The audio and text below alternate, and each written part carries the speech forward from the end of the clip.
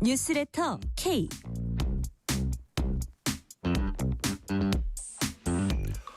안녕하세요. 뉴스레터 K 진행하는 전종철입니다.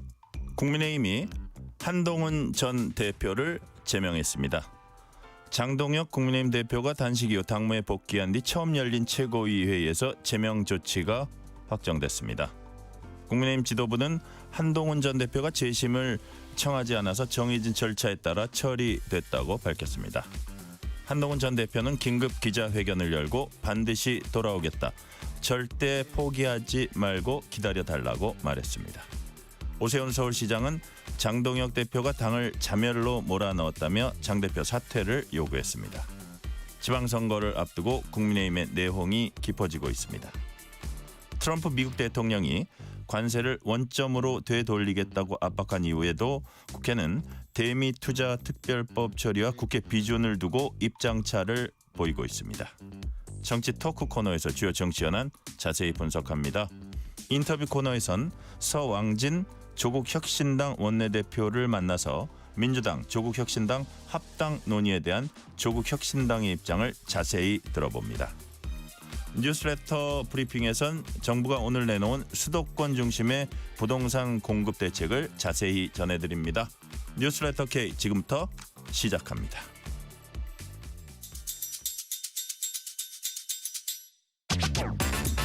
뉴스레터 K 정치 토크입니다. 김수민 시사평론가, 김기훈 국민의힘 미디어 대변인 나오셨습니다. 어서 오세요. 안녕하세요. 자, 오프닝 멘트 말씀드린 대로 한동훈 전 대표를 국민의힘 최고위 회의에서 제명 확정했습니다. 당원 게시판 사건으로 당 윤리위가 결정한 걸 최고위원회가 그대로 의결했습니다. 먼저 김수민 평론가님부터 어떻게 평가하십니까? 어느 정도 예상됐던 일인 것 같고, 네. 이게 지금 국민의힘에서 가장 중요한 일인가 생각이 듭니다. 사실 장동혁 대표가 단식 농성까지 했는데 그 단식의 요구사항은 쌍특검이었거든요. 그리고 네. 쌍특검은 여권 관계자들이 연루된 의혹이나 사건에 대해서는 국민들이 대개 특검에 대해서 긍정하는 분위기가 있습니다. 어느 정권 때나.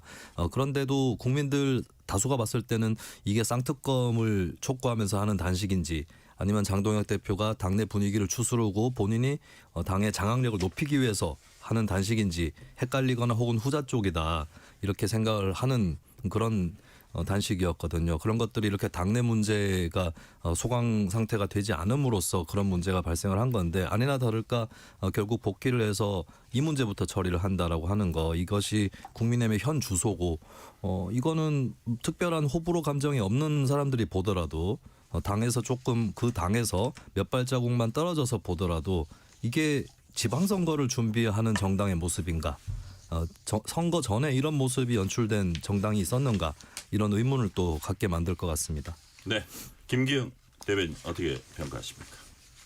좀 안타깝고요. 그런데 이제 저희가 당의 기구인 당무감사위와 이제 윤리위원회를 통해서 나온 결과에 대해서 최고위가 세 가지 결정을 할 수 있습니다. 최고위가 계속 이 사안에 대해서 미루거나, 네. 아니면 통과시키거나, 아니면 통과시키지 않거나 이런 거잖아요. 근데 우선 재심할 수 있는 기간을 줬고, 또 무엇보다 장동혁 대표가 뭐 단식이라는 것을 특검을 요구하면서 했지만 그 과정에서 많은 사람들이 찾아왔습니다. 이견이 있더라도 와서 같이 손을 잡고 그 절실함에 대해서 힘을 보태줬는데, 당내에서 많은 사람들이 실은 움직였습니다. 중진들이 한동훈 전 대표 측에 얘기해서 좀 가는 게 어떠냐 하고, 네. 한동훈 전 대표 측의 분들도 가야 된다는 주장이 있었는데요. 안 오셨고, 단식 끝나자마자 장외에서 이제 어떻게 집회를 하면서 이거에 대해서 이제 불법 계엄이다, 그런 말씀을 하셨죠. 그렇다면 당에서도 이제 공식적인 어떤 절차에 있을 때 이거를 마냥 미루는 게 맞는가에 대해서 좀 고민을 한 것 같습니다. 무엇보다도 안철수 의원마저도 이 부분에 대해서는 빨리 가부 결정을 해야 된다, 그런 얘기를 했고요. 전 대표에 대해서 제명이라는 징계까지 해야 되느냐 이견이 있을 수 있지만, 네. 그런 프로세스에서 됐고요. 다만 저 한동훈 전 대표 측에서 모든 게 조작이고 본인은 진짜고 당의 어떤 절차를 통해서 나온 것들 그런 행위를 한 사람들에 대해서 다 가짜 보수다 이렇게 사이비 보수다 이렇게 규정하는 것은 맞지 않다고 보고 9명의 최고위 중에서 명시적으로 반대한 사람이 단 한 명이라는 거 이 부분에 대해서는 한동훈 전 대표가 이 상황을 어떻게 그러니까 좀 무겁게 받아들여야 되지 않을까 그런 생각을 해봅니다. 네. 국민의힘 최고위원회의에서 어떤 얘기가 나왔을까요? 제명해야 한다는 김민수 최고위원과 제명해선 안 된다는 우재준 최고위원 얘기 차례로 들어보시겠습니다. 이게 어떻게 한동훈 개인에게 초점이 맞춰질 사건입니까? 개인이 아니라 사건에 집중해야 되는 거 아닙니까, 기자님들? 똑같은 행위를 한동훈이 아니라 저 김민수가 했다면 15개월 끌 수 있었겠습니까? 제 판단에는 윤리위 의결조차도 없이 제명됐을 것 같습니다. 제 옆에 있는 송원석 원내대표께서 똑같은 행위를 했다면 15개월 끌 수 있었겠습니까? 그 옆에 있는 장동혁 대표께서 당시에 똑같은 행위를 했다면 15개월 끌 수 있었겠습니까? 만약 오늘 이 결정이 잘못 난다면 앞으로 국민의힘에는 이 행위에 대해서는 죄를 묻지 않겠다는 것과 같습니다.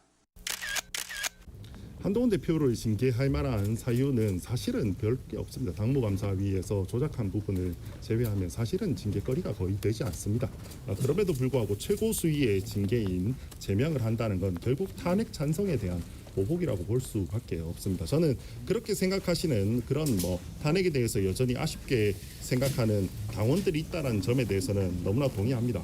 그럼에도 불구하고 우리가 만약에 지금 탄핵을 찬성했다는 사람을 제명시켜버리면 그건 계엄을 과연 우리가 사과하는지에 대해서 정말 잘못됐다고 생각하는지에 대해서 국민들은 의문을 가질 수밖에 없습니다. 그건 우리 당을 위해서 전혀 도움이 되지 않는다고 생각합니다. 그래서 저는 이번 제명 의결 잘못됐다고 생각합니다. 좀 압축해서 얘기하면은 김민수 최고위원 본인이 결자 해지했으면 진작에 끝냈을 걸 1년 넘게 질질 끌면서 당을 이 지경으로 만들었다. 한동훈 전 대표가 뭐 그런 얘기고요. 우재준 최고위원 본인도 아닌 가족의 당원 게시판 사건이 과연 전직 당대표를 제명할 사안이냐. 결국 탄핵 찬성에 대한 보복 아니냐. 뭐 이렇게 주장을 이제 하고 있습니다. 각자의 입장에 따라서 이제 뭐 여기에 대해서 찬성하고 반대하는 입장이 있을 텐데. 자. 김수민 평론가. 네. 이게 15개월 된 일이에요. 1년을 훨씬 넘게 끈 일인데 여기저기서 당내에서도 원로들도 그렇고 정치적으로 좀 해결해라 했는데 안 된 이유가 뭘까요?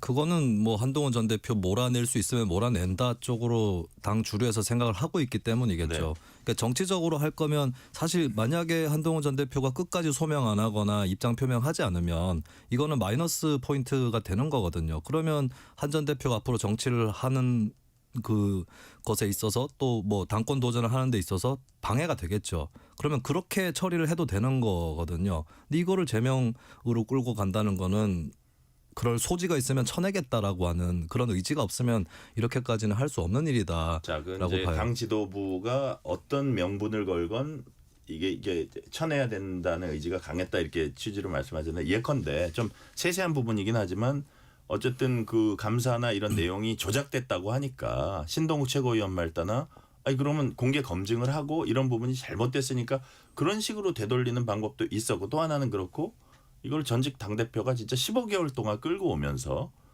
본인의 어떤 결자해지 책임 이 부분도 뭐 지적을 많이 하잖아요. 그런 부분을 보여주고 그다음 그럼 어쩔 수 없이 정치적 해결을 할 수밖에 없는 네. 그런 걸로 가는 방법은 없었을까요? 그 속 깊은 사연은 저희가 모르지만. 근데 제명이라는 징계를 하지 않으면 그런 비판과 평가도 가능합니다.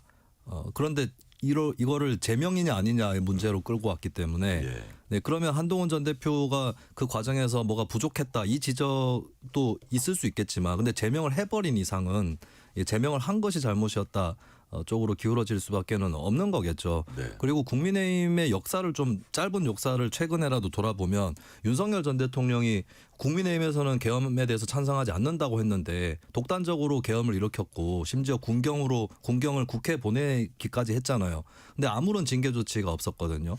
그리고 최근에도 김병기 민주당 지금 탈당했는 김병기 의원하고 모 경찰 출신 국민의힘 의원이 동작 경찰서를 주선하는 과정에서 개입했다. 이 의혹에 대해서 물론 이 사실관계는 확인 안 됐지만 조사는 해봐야 되는 거 아니겠어요? 근데 그런 데서는 아무 움직임이 없어요. 그리고 저는 또 지적을 하고 싶은 게 한동훈 전 대표 문제 중에 더 심각한 문제들이 있습니다. 이를테면 윤석열 전 대통령이 관여한 의혹을 받고 있는 고발사주 사건 같은 경우에 고발사주 사건 바로 전날에 그 손준성 검사가 있던 단톡방에서 한동훈 전 대표가 60여 장의 이미지 파일을 보내거든요. 여기에 대해서 그게 무슨 파일이었는지 아무 설명을 하지 않고 있어요.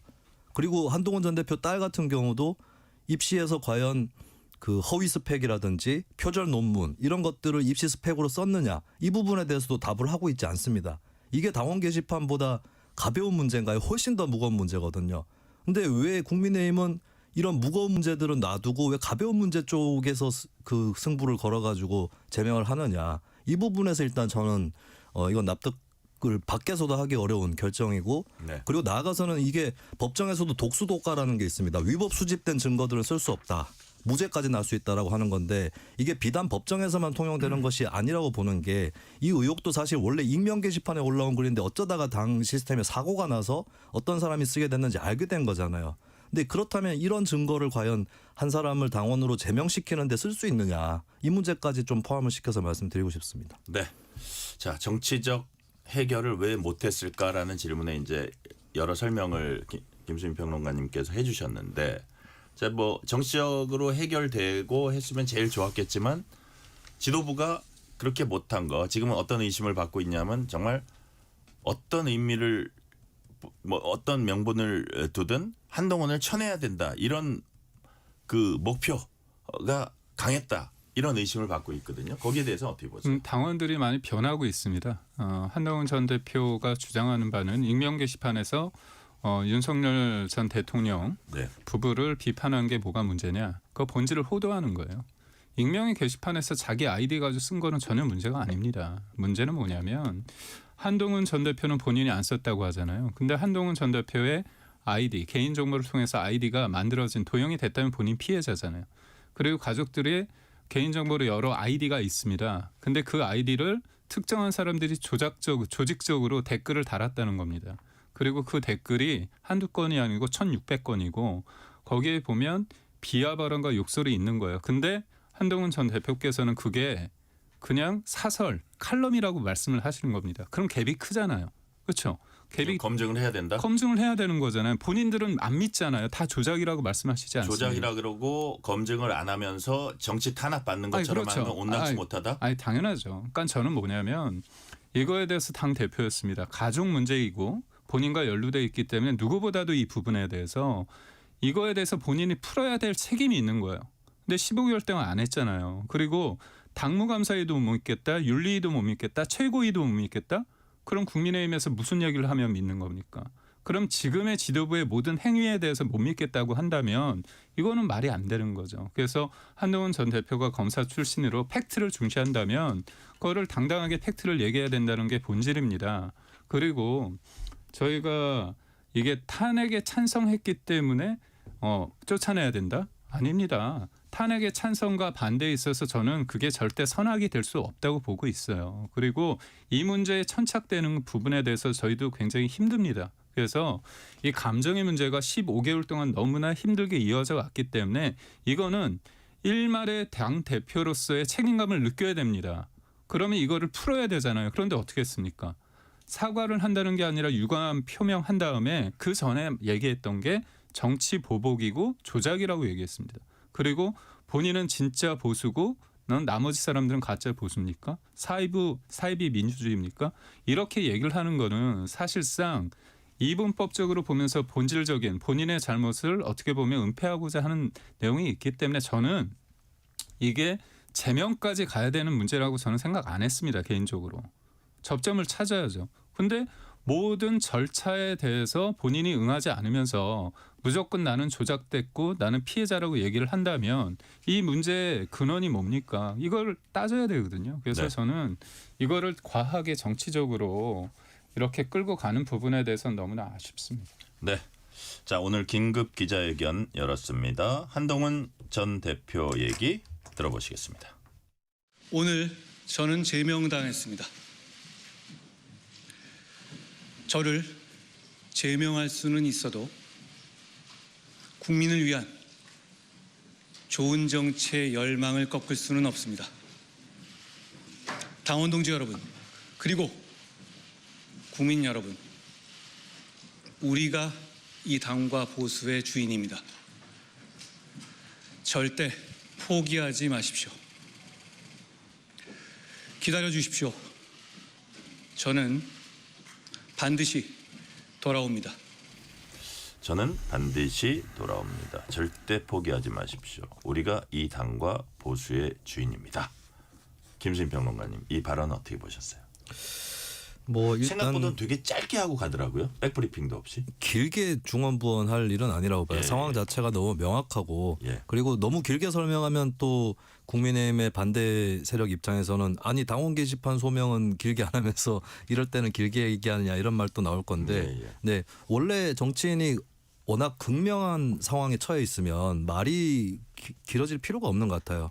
그 점에서는 당연히 짧은 메시지를 내는 건 자연스럽다라고 보는 거고 이런 경우에 우려를 정치인이 하는 경우가 정치인 팬덤에 대해서 그러니까 정치인 팬덤 같은 경우는 실망감이라든지 분노 이런 것들에 좀 쉽게 사로잡힐 수 있거든요. 그러다 보면은 그냥 감정적인 그런 과잉에만 끝나는 것이 아니라 행동으로 뭔가를 옮기게 되는데 가장 손쉬운 것이 떠나버리는 겁니다. 나 탈당한다.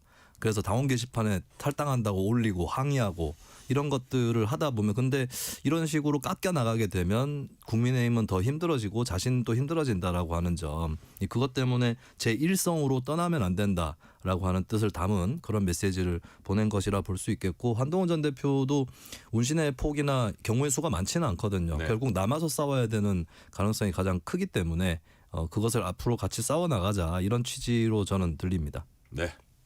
자, 어떻게 들으셨어요? 김기영 대변인. 기존에 이제 여러 가지 좀 거친 언사를 하셨습니다. 뭐 사이비 민주주의, 그다음에 뭐 북한을 좀 비유하기도 하시고 가짜, 진짜 보수 그렇게 말씀을 하셨거든요. 일종의 이제 프레임을 언급하셨는데 본인 입장에서는 온 브리핑을 하고 짧게 얘기를 하고 뭐 여기 나는 돌아올 거다 이렇게 명시적으로 얘기하고 백 브리핑은 하지 않는 게 뭐 제가 만약에 이런 처지라고 하더라도 안 할 것 같습니다. 근데 저는 이거에 대해서 차라리 저는 법적으로 가처분 소송, 집행정지 가처분이나 무효 소송을 해 주십사 저는 요청드립니다. 그래서 본인이 생각하는 부분에 대해서 이게 하자가 있다. 그리고 조작을 했다는 근거를 좀 밝혀주세요. 저는 진짜 당 대변인으로서 너무 힘든 게 이게 사실관계는 좀 어떻게 보면 그게 중요치 않고 과도하게 정치적으로 해석되는 부분이 있다고 보거든요. 아니 잘못하면 인정해야 되는 거 아닌가 저는 생각이 듭니다. 그래서 한동훈 대표께서 검사 출신이고 법무부 장관을 하셨기 때문에 꼭 법적으로 이 문제에 대해서 조금 밝혀주십사 하는 김기영 요청을 드립니다. 대변인께 추가로 이걸 한번 여쭤볼게요. 이게 이제 사람들이 당 내외에서 이렇게 지적하는 대로 지방선거 이제 넉 달 앞두고 있는데 치명적인 악재라고 보시는지 아니면 이 갈등을 극복하고 지방선거에서 선전할 어떤 방도가 있다고 보시는지 어떻게 보세요? 우선적으로 이걸 미뤘을 때 해결이 안 됩니다. 볼 때. 지금 15개월 동안에요. 진짜 많은 사람들이 힘들어해요. 질질 끌고 가는 게 오히려 더 나쁠 더 수도 있다. 나쁩니다. 뭐냐면 제가 당협위원장을 하잖아요. 네. 저희가 당원들 만나면요. 진짜 극명하게 갈려 있습니다. 근데 하나는 맞아요. 왜 하나 되지 못하느냐. 그래서 이 부분에 대해서 어떻게 푸는 게 맞을까 정치적으로 풀어야죠. 그래서 정치적으로 푸는 방식은 뭐냐면요. 내가 어떤 얘기를 할 때 내가 100% 다 얘기를 해서 상대를 제압한다고 생각하면 안 됩니다. 내가 50만 얘기하고 상대방이 움직일 수 있는 공간을 여지를 만들어줘야 되고 명분을 줘야 되거든요. 네. 그런데 지금의 지도부에 대해서 끌어내려야 된다고 하고 인정 안 하잖아요. 지난 8월에 어떻게 됐습니까? 당대표 전당대회를 통해서 만들어진 리더십이잖아요. 그런데 그 당의 공식적인 절차에서 된 걸 다 부인하고 조작이라고 얘기를 하면 저희 입장에서 어떻게 합니까? 자, 김기영 대변인 하나 더 질문하면 자꾸 질문을 드리게 돼 있네. 오세훈 서울시장이나 뭐 친한계 16명, 장동혁 대표가 당을 사당화했다. 당권을 지키려고 제명을 강행했다. 뭐 이런 얘기를 하고 지방선거를 앞두고 있으니까 또 이제 김기영 대변인도 수도권 네, 지역구잖아요. 그렇다면 수도권 이 중도층 민심에 되게 예민한데 네. 중도층 민심 끌어오는데 지장 없습니까? 지금 안 좋죠. 악재가 터진 겁니다. 악재가 터졌는데 예. 제가 앞서 말씀드린 것처럼 이거를 계속 끌고 간다는 게 나중에 지방선거를 앞두고 있을 때 더 악재가 더 커질 수 있다고 보는 겁니다. 이 단계에서는 어쨌든 정리는 해야 된다. 그러니까 정리를 예. 정치적으로 하는 게 제일 좋잖아요. 네. 근데 정치적으로 뭔가 봉합도 안 되는 상태에서 계속 끌고 갔을 때 네. 여러 가지 다른 이유 때문에 이게 더 커질 수 있다는 거잖아요. 결국 저는 장동혁 대표 지도부가 당무감사위와 윤리위에서 나온 걸 근거로 결정을 한 겁니다. 그 결정에 대한 책임은 온전하게 저희가 볼 땐 장동혁 대표 지도부의 책임입니다. 그거를 피해가면 안 돼요. 그 다음에 선거에 대해서 어떤 결정이 나온지 이게 영향을 줄 수 있습니다. 다만 왜 결정을 했는가 이걸 뭐 강성 지지자들 뭐 윤어게인 그런 얘기를 하실 필요 없고요. 뭐냐면 지금 하고 나서 우리가 다음에 이 문제 말고 이재명 대통령과 이재명 대통령 그리고 또 민주당과의 관계 속에서 우리가 할 수 있는 것들을 단일 대우로 잘 쌓아낼 수 있으면 지금의 악재가 계속 지속되지 않겠죠. 그런데 우리가 뭘 하려고 하는데 이게 계속 당내에서 그런다면 죽도 밥도 안 되는 겁니다. 그래서 저는 지금의 악재가 계속 유지되는 걸 막기 위해서 지금 단호하게 끊어내느냐 아니면 좋은 게 좋다고 했을 때 나중에 악재가 터졌을 때 하나 되지 못했을 때 그게 더 큰 문제냐의 부분인 것 같아요. 그래서 네. 이거는 지금은 악재지만 그 다음 포지셔닝을 어떻게 하고 다음 스텝을 어떻게 밟느냐가 되게 중요할 것 같습니다. 김수인 평론가님 보시기에 뭐 악재라는 건 이제 김 대변인도 말씀을 하시는데 반전의 기회를 잡을 수 있을까요? 국민의힘. 반전의 기회는 없을 거라고 보고, 그러니까 국민의힘은 저는 하나만 믿고 있는 거 아닌가. 다음 지방선거 오기 전까지 이재명 정부에 뭔가 큰 악재가 터지기를 바라는 게 아닌가. 그러면 자연스럽게 어떤 그 사이에 신당이라든지 이런 새로운 세력이 나타나기는 어려운 것이고 제1야당 쪽으로 반사이득이 쏠리는 건 아닌가 이런 착각을 하는 것 같아요. 지난 대통령 선거만 보더라도 49대 41이 났는데 내란 사태 여파에 비하면은 상당히 작은 표차였거든요. 근데 그때 지지해 주신 그 국민의힘을 지지하신 분들 상당수가 마음에 들어서 찍은 것이 아니라 표차가 너무 많이 나면은 견제가 안 된다. 이런 심리가 크게 작용을 했던 건데 네. 그 41%의 표심을 국민의힘이 저는 선거 직후부터 애초 잘못 읽고 지금까지 왔다라는 측면에서 이런 사태도 일어난 거고 그리고 이게 가만히 놔두면 더 시간이 길게 지체가 된다고 하셨는데 근데 한동훈 전 대표가 국민의힘 공천이라든지 이런 쪽에 당권을 휘두를 수 있는 입장이 아니잖아요. 영향력이 어차피 미미하거든요. 본인이 갖고 있는 지지율에 비해서도 더 미미합니다. 왜냐하면 당내 소수파기 때문에.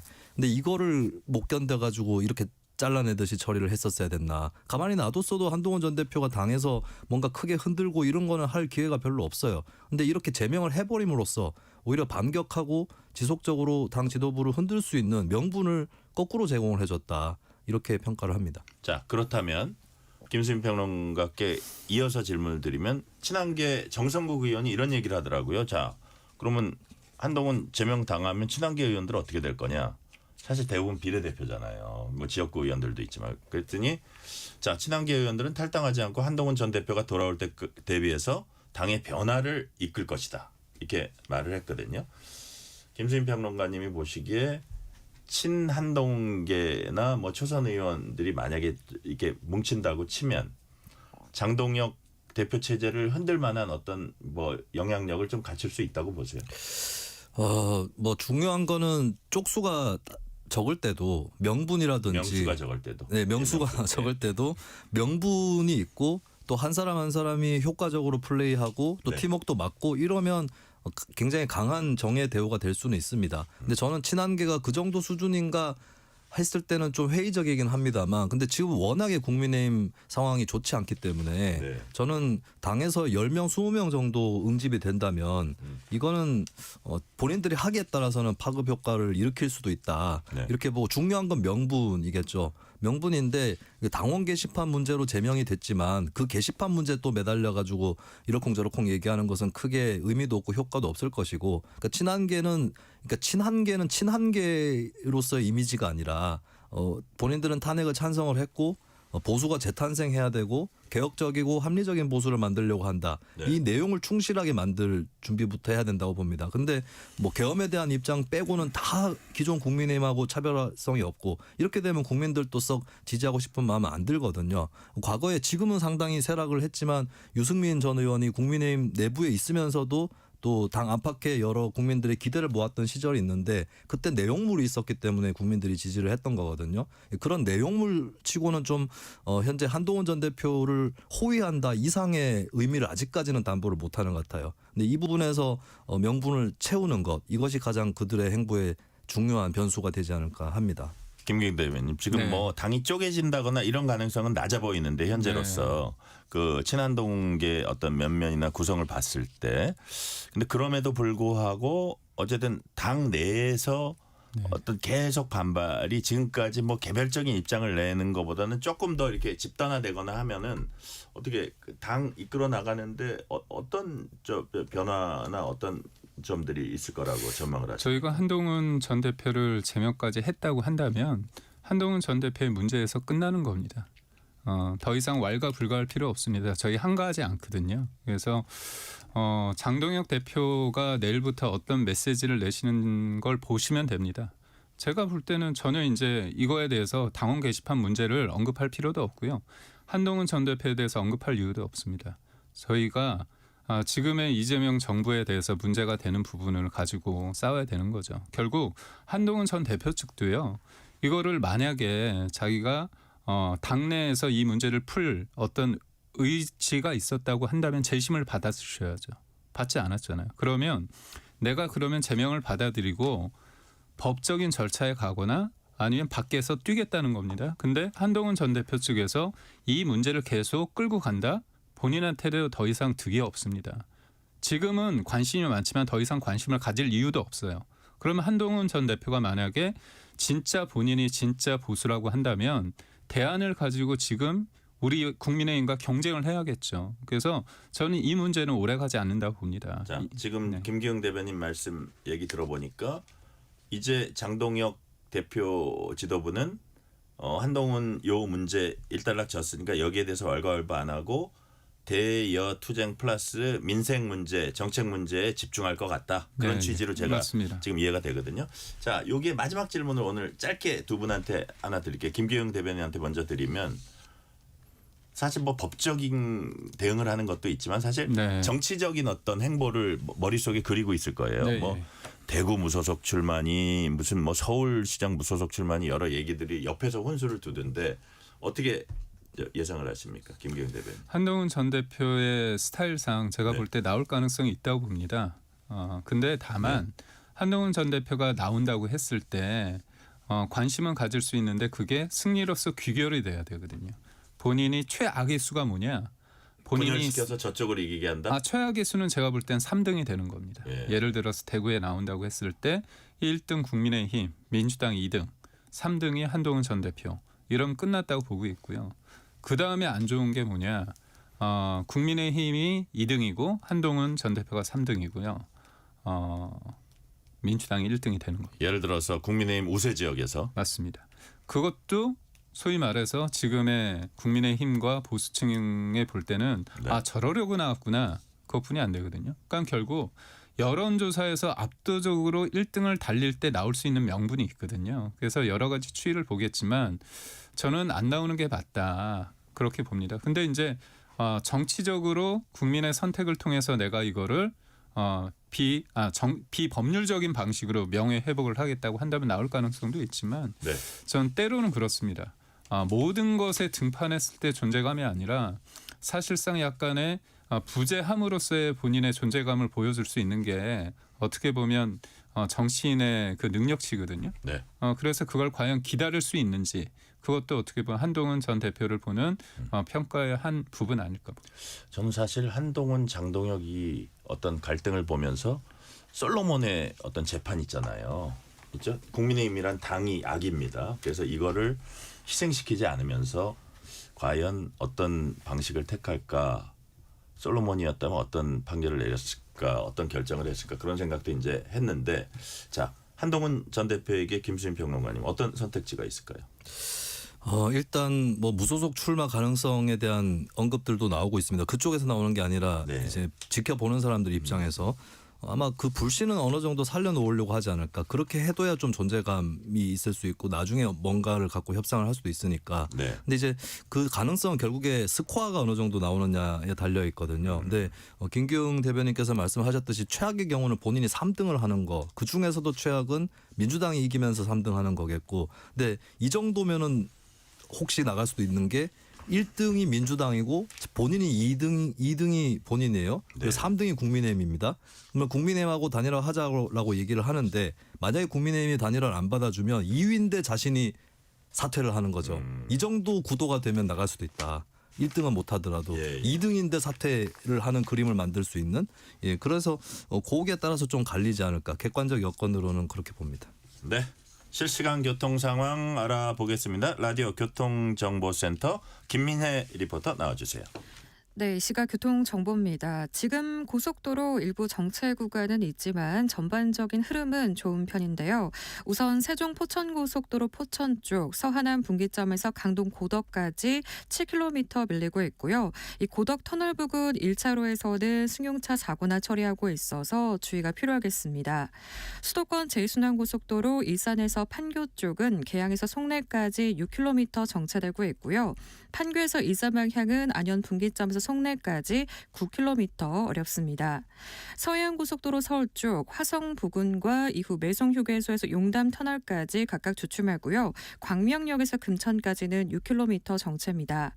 영동고속도로 인천 방향은 동수원에서 부곡까지 9km 정체, 통영 대전고속도로 통영 쪽은 통영 2터널 부근 2차로에서 고장난 차를 처리하고 있어서 주의하셔야겠습니다.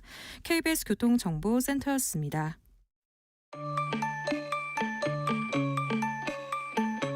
퇴근길 당신과 함께 읽는 세상 이야기 KBS 1라디오 뉴스레터 K 문자 샵 9730 짧은 문자 50원 긴 문자 100원 어플리케이션 콩은 무료 유튜브 KBS 1라디오 계정 채팅창도 열려 있습니다.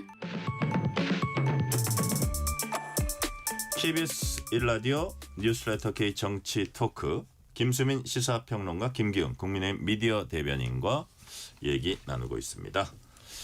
자, 오늘 정부가 부동산 공급 대책 발표했습니다. 자, 서울 용산 태릉 경기도 과천 등 유휴부지 중심으로 청년 신혼부부들에게 공급한다는 내용 포함됐고요.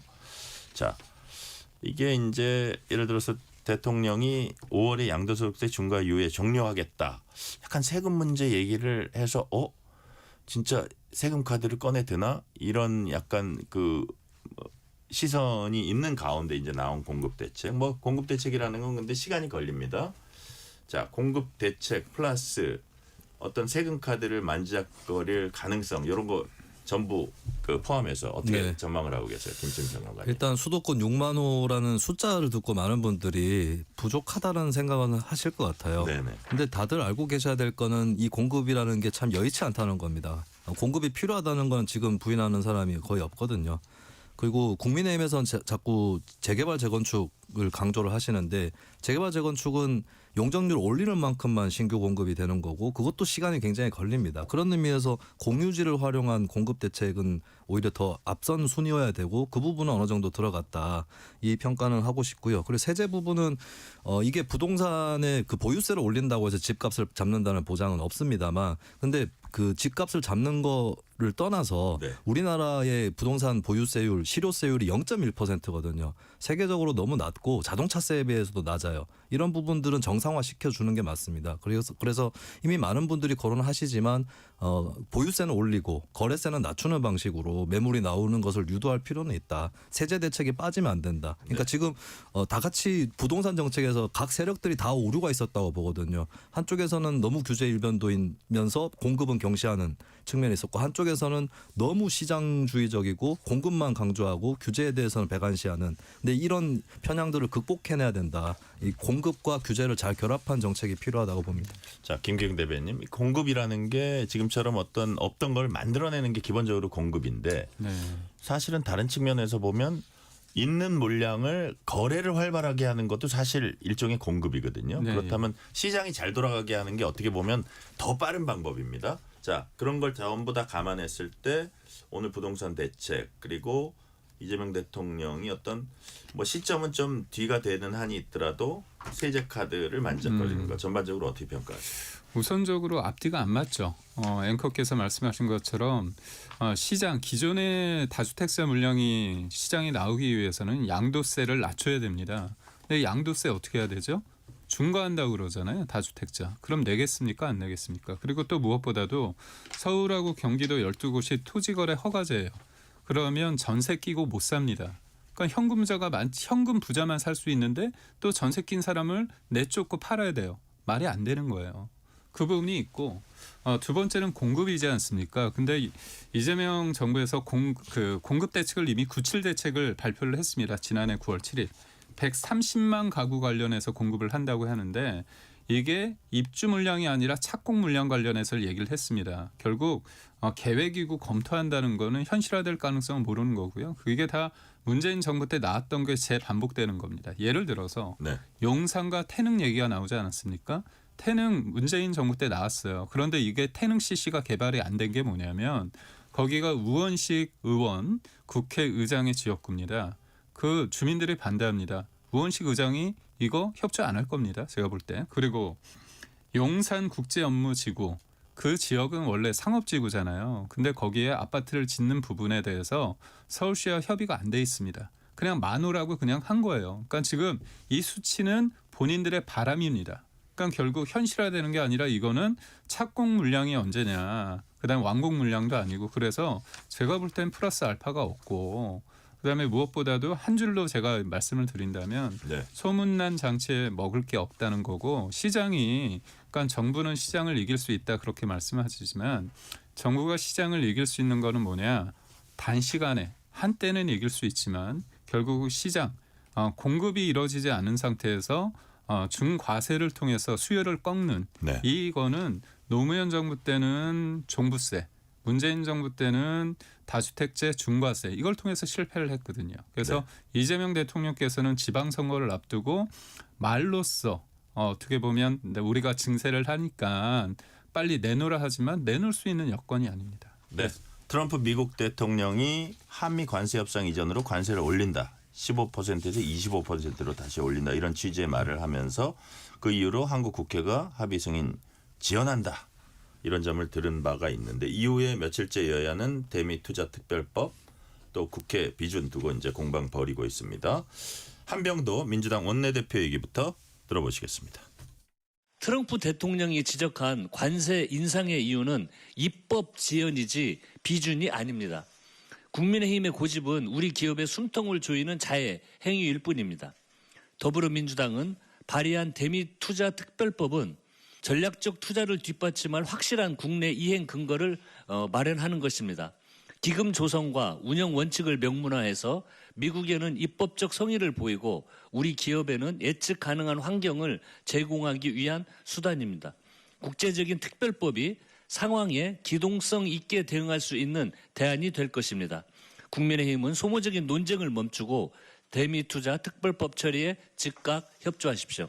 자, 일단 뭐 대미투자 특별법이 있고 국회 비준이 있는데 김기웅 대변인한테 먼저 여쭤볼게요. 이게 국회 비준이라는 게 이제 또 완벽한 어떤 형태로 남아 있고 또 국회 비준을 하면 거기 어떤 경제 상황 이런 것들을 자세히 해야 되기 때문에 네. 더 이게 완벽한 형태라고 할 수 있는데 다만 미국이 이제 관보 게재 형태로 이렇게 그 간단하게 하는데 네. 우리만 국회 비준을 하면 이게 묶인다 그러죠. 얽매인다 네. 그러죠. 영어로 바인딩 네. 된다는 그런 약간 단점도 있지 않나는 지적도 있는데 그 문제는 상관없을까요? 그거는 전략적으로 봤을 때 예. 국회를 얘기해서 이건 비준 사안이기 때문에 트럼프 미국 정부가 함부로 바꿀 수 없다. 역으로 칠 수도 있는 겁니다. 근데 저는 이거를 지렛대로 삼을 수도 그럴 있다. 수도 있는데 제가 드리고 싶은 것은 우선적으로 일반적인 MOU 형태나 그런 것 이상이잖아요. 우리나라가 매해 200억 달러씩 달러로 바꿔서 10년 동안 2천억 달러를 하는 겁니다. 어마어마한 금액이다. 3,500달러. 네. 그러면 헌법에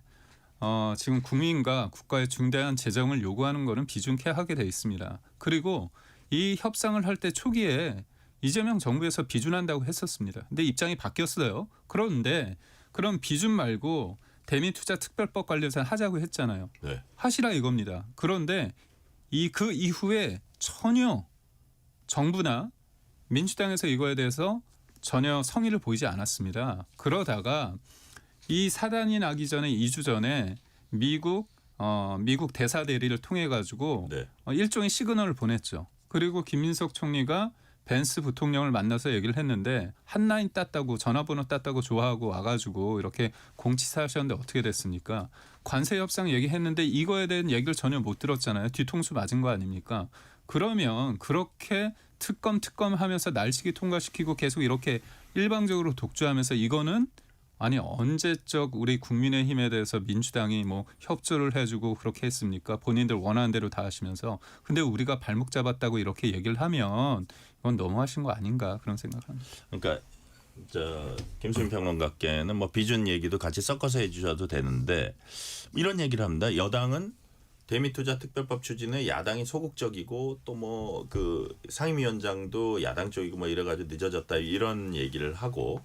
근데 야당은 지금 김경 대변인도 얘기했지만 언제 여당이 야당하고 머리 모아가지고 법안 추진한 적 있냐. 온갖 쟁점 법안 일방적으로 다 통과시키고 정작 이 법안 쭈물럭거리다가 지금 미국에 한방 당한 거 아니냐 이렇게 또 맞받아치고 있거든요. 이 상황은 어떻게 보세요? 트럼프 페이스에 너무 쉽게 동요하는 것 같아요. 그래요. 여야가 이럴 때 동요하면 안 되는 겁니다. 트럼프 대통령 본인이 했던 말 하루 만에 주워 담지 않았습니까? 거의. 네. 어느 정도는 압박이 됐죠. 그래서 그러고 나서 또 네. 하루 있다가는 재무부 장관이 또 트럼프 그렇죠. 스탠스로 또 네. 나오고. 그러니까 그런 거를 한 번 할 때마다 일희일비해서는 안 된다. 오히려 미국에 말린다. 네, 그리고 좀 처리가 늦어졌다라고 볼 수도 있겠지만, 근데 어차피 할 일이었던 거고 지금 그리고 조금 늦었나 서두를게 이 정도로 얘기하면 될 일인데 네. 너무 자중질환이 심하다는 생각이 들어요. 그리고 비준을 받아야 되느냐 이 문제는. 이게 사실 예전에는 국민의힘이 집권을 할 때는 야권 정당들이 비준을 받아야 된다. 전시작전권 유예 비준 받아야 돼. 사드 배치 비준 받아야 돼. 이런 얘기들을 많이 했었고 그러니까 정권이 바뀔 때마다 좀 태도가 달라지긴 하는데 근데 저는 이게 반드시 받아야 될 사안은 아니라고 봐요. 그러니까 조약이나 협정 수준이라고 보기는 좀 어렵거든요. 한미 FTA 정도 수준에서는 한참 미달하는 것이기 때문에 그리고 결정적으로는 미국이 행정명령으로 이걸 하고 있습니다. 근데 상호주의적으로 접근을 해야 되는 거죠. 그러니까 트럼프 대통령도 본인도 그거 국회에서 비준 안 받으면서 왜 한국 국회에서 받아야 된다고 하는 건가? 혹시 뭔가를 착각하셨나라는 생각도 드는 거거든요. 최근에 그린란드에 과세를 하겠다라고 했다가 EU 의회에서 그러면은 우리 관세 협상 이거 비준 안 해. 이래가지고 지금 이게 늦춰졌어요. 그러니까 트럼프 대통령이 이걸 보고 있다가 가만 한국은 왜 비준 안 하지? 이랬던 거는 아닌가. 근데 한국이나 미국이나 심지어 의원 내각제를 하는 일본이나 이걸 비준으로 추진하고 있지는 않다는 점 네. 이것을 좀 기본적으로 바꿔 갔으면 좋겠습니다. 네, 법원이 어제 김건희 여사 1심 선고 징역 1년 8개월 내렸습니다. 특검은 15년 요구를 했었는데 특히 가장 핵심적인 사건 도이치모터스 주가 조작 의혹 무죄 나왔습니다. 자, 김수민 평론가님 어떻게 평가하세요? 일단 이제 법정이라는 공간은 그 바위를 검사가 밀어 올려가지고 확실하게 유죄로 넘겨야지 유죄가 나는 무죄 추정의 공간이기 때문에 입증이 좀 부족했을 수는 있겠다. 공범이라고 했을 때는 뭐 가능하면은 같은 편이어야 된다라는 것이 있을 텐데 그 점에서 좀 미진하게 보였던 것 같아요. 이 부분은 저도 좀 판결문이나 이걸 미세하게 보고 더 혹시 뒤집을 여지가 있는지 이걸 판단해야 될 것 같은데 근데 이거를 봐주기 판결이라고 하는 건 지나친 것이고 근데 거꾸로 봐라 무죄가 나왔으니까 수사를 하고 특검을 하고 기소할 필요가 없었다 이렇게 주장하는 것도 틀린 거예요. 왜냐하면 재판부도 김건희 씨가 시세 조종을 인식했다라는 걸 인정했거든요. 예, 이건 그 자체로 비윤리적이고 지탄받을 일입니다. 그것이 수사가 아니었으면 드러나지 않았고 재판부의 결과를 받아봤기 때문에 그런 판단도 나온 것이다. 그 점에서 수사와 기소의 명분은 있다고 보여지고요. 근데 저는 앞으로 2심에서 결국에 저는 특검이 왜 이거 안 했는지 모르겠는데 예비적 공소 사실로 방조 혐의를 적용했었어야 된다. 그러면 유죄 받아낼 가능성이 높았다. 저는 높아진다고 봐요. 그러니까 한간에서는 그거는 알아서 판사가 직권으로 방조범 유죄를 줄 수도 있다고 하는데, 근데 이미 판례가 그 공동정범하고 방조범을 다툴 때의 방어 논리나 접근 방식이 다르기 때문에 그거를 직권으로 판사가 결정하는 거는 피고인의 방어권을 침해한다는 대법원 판례가 있습니다. 근데 그 공모 쪽으로 좀 강하게 그 형량을 나오게 네. 하기 위해서 가다가 나온 조금 그거 아닐까요? 그런 측면이 있는 것 같아요. 예, 예. 그래서 그거를 좀 최대치를 밀다 보니까 오히려 방조에 대해서 다투게 되면 공범이 아니라 방조범으로 판단을 할 가능성이 높아 보여서 그랬던 것 같은데, 네. 근데 무죄가 나와버려가지고 좀 타격이 있잖아요. 네. 근데 결국에는 특검이 2심 항소심에서 공소장 변경을 해서 방조범 여부를 다투게 될 거고, 앞서서도 또 다른 전주가 1심에서 무죄 나왔다가 방조범 적용을 해가지고 2심에서 유죄가 나오고 결국 확정 판결이 났었거든요. 근데 김건희 씨는 그 전주보다 계좌의 관여 수준이 압도적으로 더 높습니다. 그러면 저는 2심에서 방조범으로 나올 가능성은 최소한 크다고 봅니다. 네, 김병 대변인은 어떻게 평가하세요? 어제 선고. 우선적으로 이제 윤석열 정부 들어서 대통령을 탄핵시키고 김건희 여사를 공격하는 어떤 주요 기제로 작용한 게 도이치모터스 주가 조작과 명태균 씨 관련된 내용 아닙니까? 네. 근데 이제 둘 다 무죄가 나왔어요. 근데 이거는 어떻게 봐야 되냐면 문재인 정부 시절에 윤석열 당시 검찰총장이 부인 이 주가 조작 관련해서 수사를 했습니다. 이른바 친문 검사들이 해서 이성윤 검사가 주도적으로 했죠. 그때는 수사를 할 때 어떻게 했느냐? 수사 지휘 라인에서 배제시켜서 법무부 장관이 수사 지휘했습니다. 그런데 그쪽에서 수사를 했는데 기소를 못했어요. 무혐의도 못하고. 그래서 어정쩡한 상황이었습니다. 그런데 이게 검찰 수사하고 특검까지 했는데 무죄가 나왔다. 그리고 이게 윤석열 당시 대통령 시절에 있었던 게 아니라 결혼 전에 있었던 내용이거든요. 근데 저는 우리 평론가님이 말씀하신 것처럼 방조 혐의 부분에 대해서 한다면 유죄 가능성은 좀 있다고 봐요. 그런데 특검이 여론을 좀 타서 공동 정범으로 세게 때리기 위해서 하다가 사단이 났다고 봅니다. 이 부분은 여튼 만약에 뚜렷한 인식을 넘어서 주가 조작에 같이 소위 말해서 나쁜 짓을 했다. 이 네. 부분까지는 아니지만 저는 인식을 했다면 그거는 비판의 여지가 있다고 보고요. 명태균 씨 관련해서는 저희가 진짜 이거를 좀 명확하게 봐야 됩니다. 선거를 치르면 수많은 사람이 와서 여론조사를 가져다 줍니다.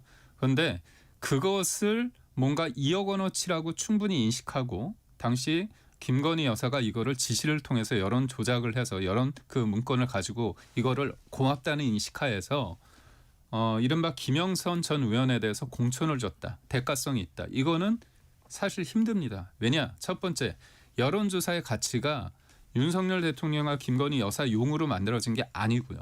그리고 또 김영선 전 의원의 이분이 갑자기 뜬금포로 공천을 받은 게 아니라 윤석열 전 대통령 그 당시 당선인 신분에서 했던 말이 뭐냐면 선거 때 열심히 했으니까 김영선이 이렇게 언급을 합니다. 그러니까 제가 만약에 선거를 뛰었는데 누가 열심히 하잖아요. 그럼 네. 제가 추천할 수 있는 부분이 있는 거예요. 근데 그거를 공천의 대가로서 여론조사를 그거를 소위 말해서 대가성을 갖고 인식하여서 그렇게 했다. 이 부분은 저는 무죄 가능성이 있다고 보고 항소심에서도 저는 무죄 나올 가능성이 크다고 봅니다.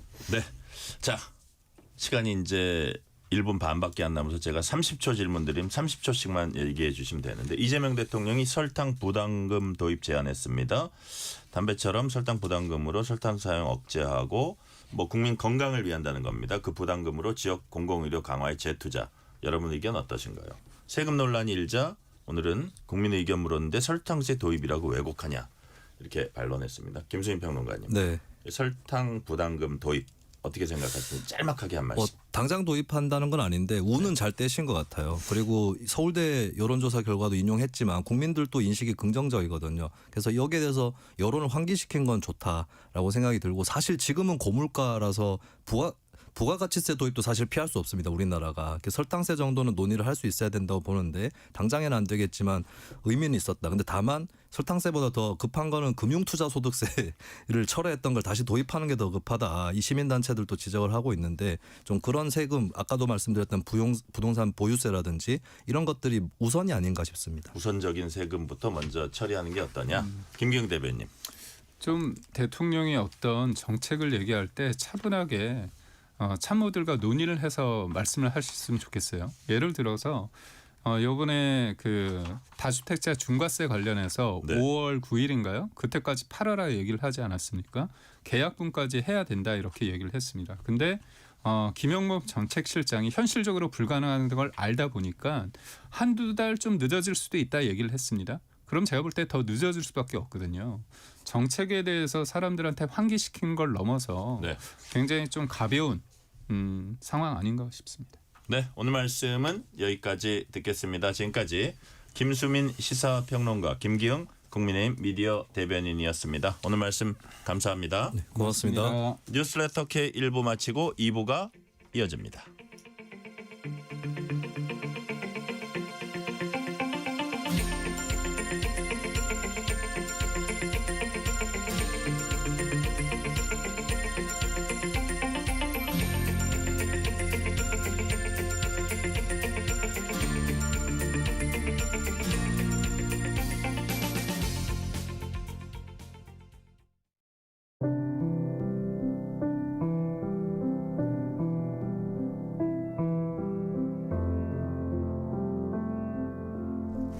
KBS 라디오 연중기획 희망충전 대한민국 675번째 이야기.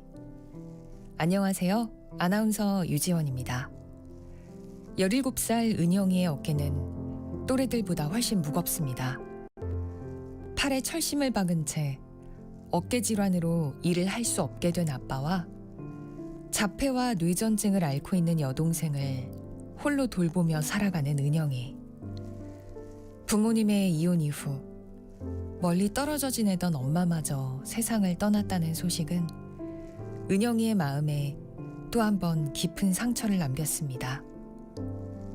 깡마른 몸으로 은영이는 평일엔 학교와 가족 돌봄으로 가고 주말에는 카페 아르바이트에 나섭니다. 힘겨운 환경 속 묵묵히 하루를 버텨내고 있지만 막막한 미래는 은영이의 마음을 무겁게만 합니다. 은영이가 건강을 회복하고 조금 더 안정적인 삶을 살아갈 수 있도록 여러분이 두 손을 꼭 잡아주세요. 여러분의 따뜻한 손길이 희망의 빛이 됩니다. ARS 060-700-1580 060-700-1580 한 통화 3,000원으로 희망을 선물해주세요. KBS 라디오 연중기획 희망충전 대한민국은 초록우산 어린이재단, 인탑스 주식회사, 그리고 청취자 여러분과 함께합니다. ARS 060-700-1580 한 통화 3,000원입니다.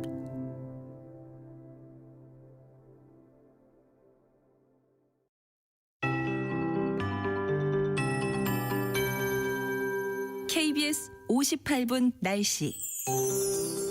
강추위가 열흘째 이어지고 있습니다. 내일 아침에는 서울이 영하 12도, 철원 영하 17도, 대전 영하 10도, 광주 영하 5도, 부산 영하 4도 등으로 오늘보다 조금 더 떨어지면서 이번 주 들어 가장 낮은 기온을 보이겠고요. 낮 기온은 오늘과 엇비슷해서 서울 영하 2도, 전주 1도, 대구 3도 등 전국이 영하 4도에서 영상 6도 분포가 되겠는데요. 내일도 찬바람이 다소 불어서 체감 온도는 종일 영하권에 머무는 곳이 많겠습니다. 이번 추위는 모레 토요일 낮부터 차츰 누그러지겠고 다음 주에는 평년 기온을 웃도는 온화한 날씨가 예상됩니다. 오늘 전국이 대체로 맑겠지만 제주도는 밤까지 비나 눈이 오면서 제주도 산지에 1에서 3cm 정도의 눈이 쌓이겠고요. 울릉도 독도는 모레까지 최고 10cm의 눈이 더 내리겠습니다. 한편 서울을 비롯한 수도권과 강원도, 충북과 경상남북도 그리고 전남 지역에는 건조특보가 발효 중이고요. 해안 지역을 중심으로 바람도 강하게 불고 있습니다. 작은 불씨가 큰 불로 번질 위험이 매우 높으니까요. 불 조심하시기 바랍니다. 동해안은 당분간 높은 너울이 몰려오겠습니다. 현재 서울의 기온은 영하 2.2도입니다. 송소진입니다.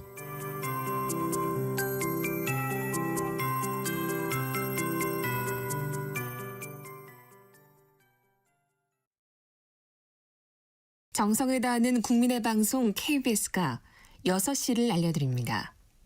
AM 711kHz, FM 97.3MHz, KBS 1라디오입니다. HLKA.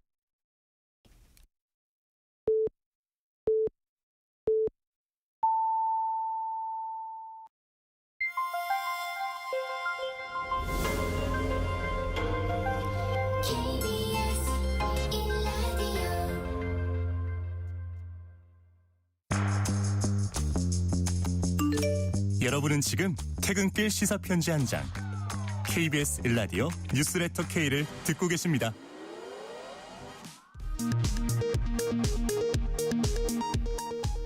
이 시각 라디오 정보센터 뉴스입니다.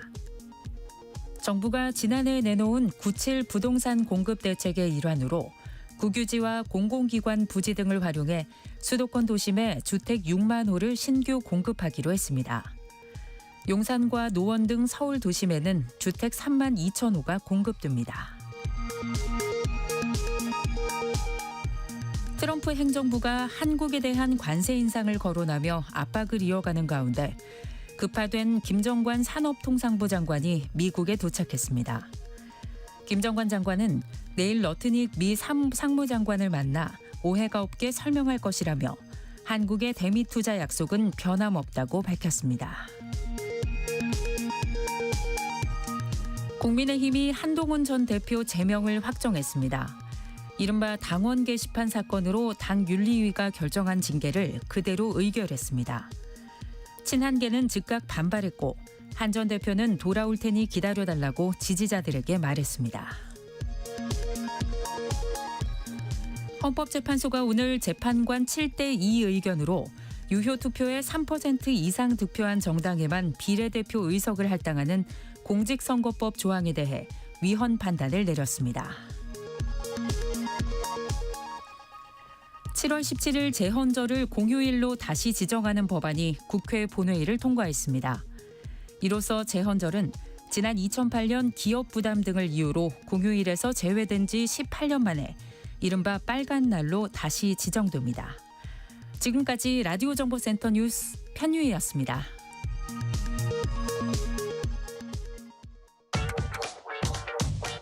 뉴스의 진수를 보여주는 인터뷰. 뉴 진수.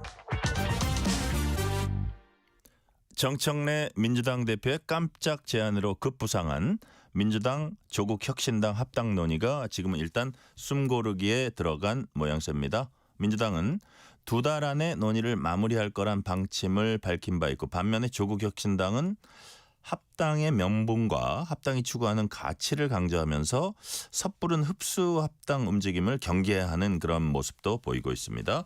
오늘 인터뷰 코너에선 서왕진 조국혁신당 원내대표와 함께 범여권 합당을 비롯한 주요 정치 현안 자세히 짚어봅니다. 서왕진 원내대표님 어서 오세요. 안녕하세요. 오랜만입니다. 아이고 예. 또 이렇게 6시 넘은 시간에 또 우리 스튜디오를 빛내주셔서 감사드립니다. 네, 당이 좀 필요한 시간이긴 합니다. 네. 자, 정청래 대표가 이제 합당 제안을 딱 한 이후에 민주당 지도부에서부터 이제 반발이 터져 나왔고요. 조국혁신당도 보니까 좀 신중한 반응이 이제 좀 많더라고요. 그래서 서왕진 원내대표님의 워딩을 보니까 그냥 몸집 불리기 자체는 의미가 없다 이런 말씀도 하셨고 새로운 희망을 제시하는 연합이 돼야 한다 이런 말씀도 하셨습니다. 네. 무슨 뜻입니까? 국민 눈높이에서 좀 볼 필요가 있다 이런 생각입니다. 네. 제안 자체가 굉장히 전격적이긴 했습니다만은 또 두 당 간의 논의이긴 합니다만은 그걸 지켜보는 국민 눈높이에서 그것이 어떤 의미가 있고 어떤 가치가 있을지 그렇게 고민을 해야 된다고 보는데 이미 민주당은 162석 꽤 줄어들어서 162석입니다. 네네. 거대 정당이죠. 네네. 거기에 조국혁신당의 12석을 합쳐서 174석을 만드는 것 이거는 뭐 국민들 눈에는 아무런 가치나 의미 있게 보이지는 않을 것 같습니다. 그 숫자 자체가 의미 있는 건 그렇습니다. 아니다. 예. 두 당이 별도로 활동을 하다가 당을 네. 합친다는 것은 사실은 굉장히 큰 결정인데 그 결정에 준하는 새로운 어떤 가치나 의미가 무엇이냐. 이런 부분들을 국민들 앞에 제대로 내놓고 한번 평가를 받을 수 있어야 된다고 생각하는데 네. 사실은 워낙 전격적인 제안이라서 저희도 고심 중입니다. 그래요. 그 부분에 대해서. 지금 뭐 여러 가지 생각이나 이런 것들 방안을 고민하고 계시군요. 그렇습니다. 뭐 논의는 일단 시작됐기 때문에 예.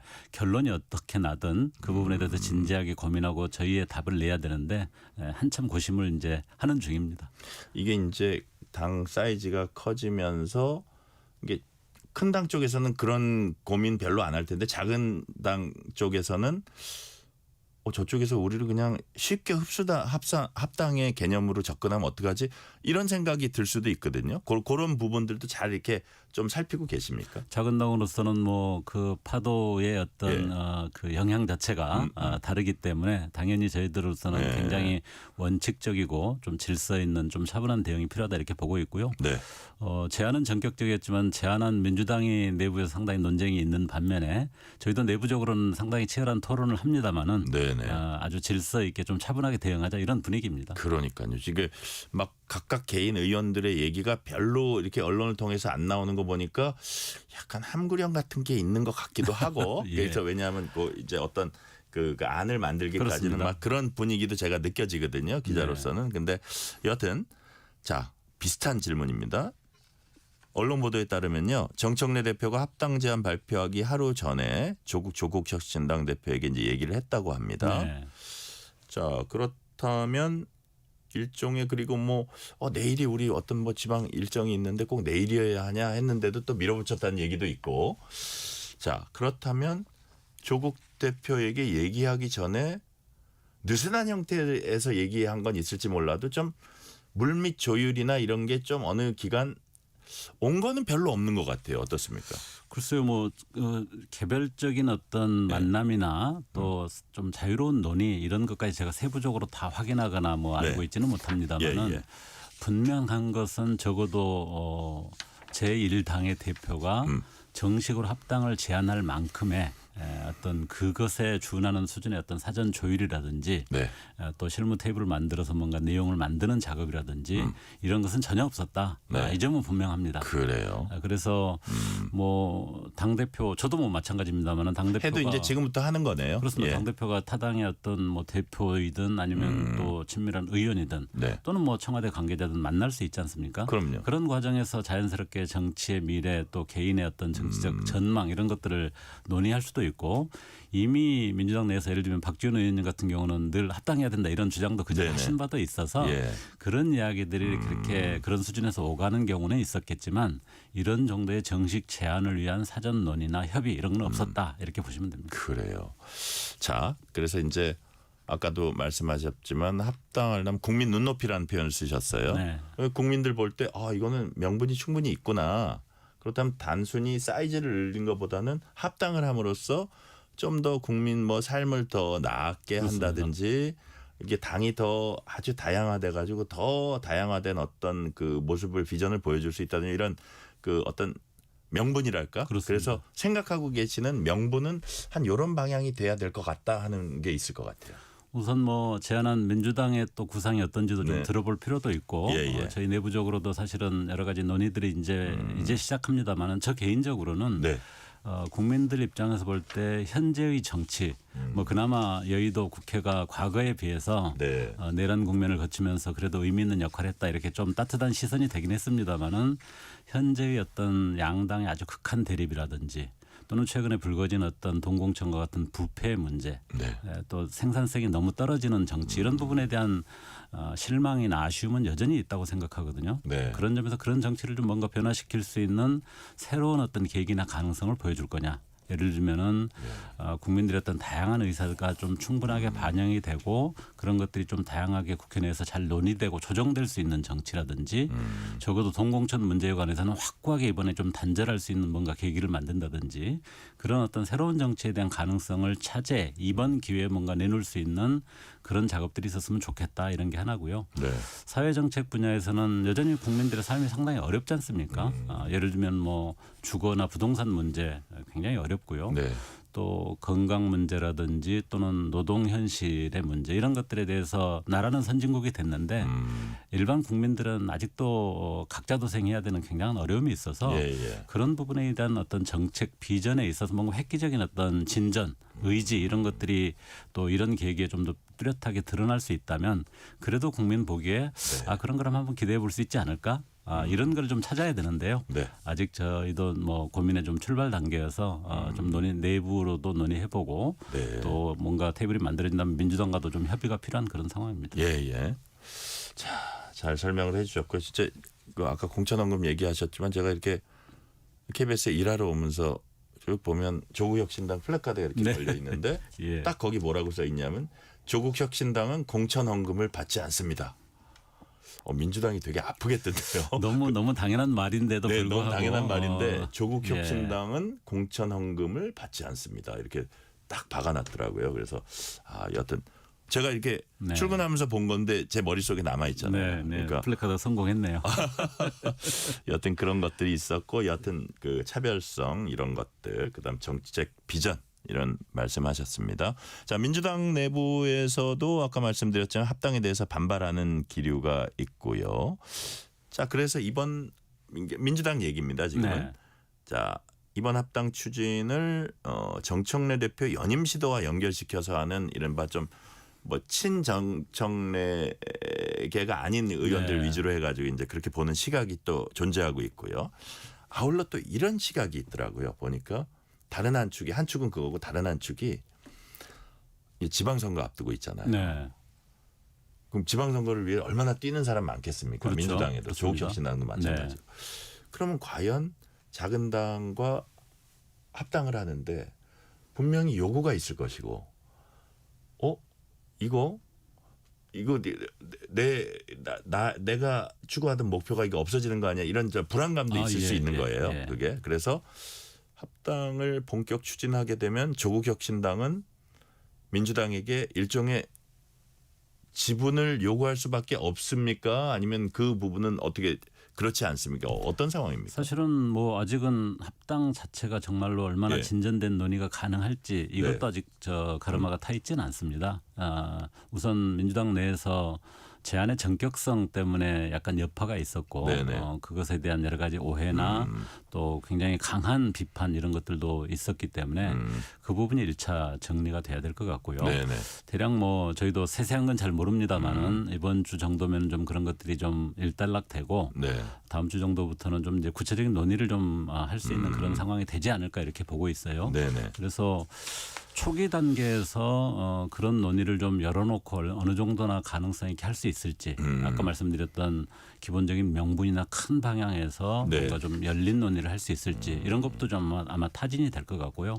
그런 게 좀 구체화되면 실무 테이블이 열릴 수 있느냐 아마 이제 다음 주에는 이 합당과 관련된 논의에 있어서 핵심 진전의 일종의 바로미터는 실무 테이블이 열릴 수 있느냐 이런 것일 것 같습니다.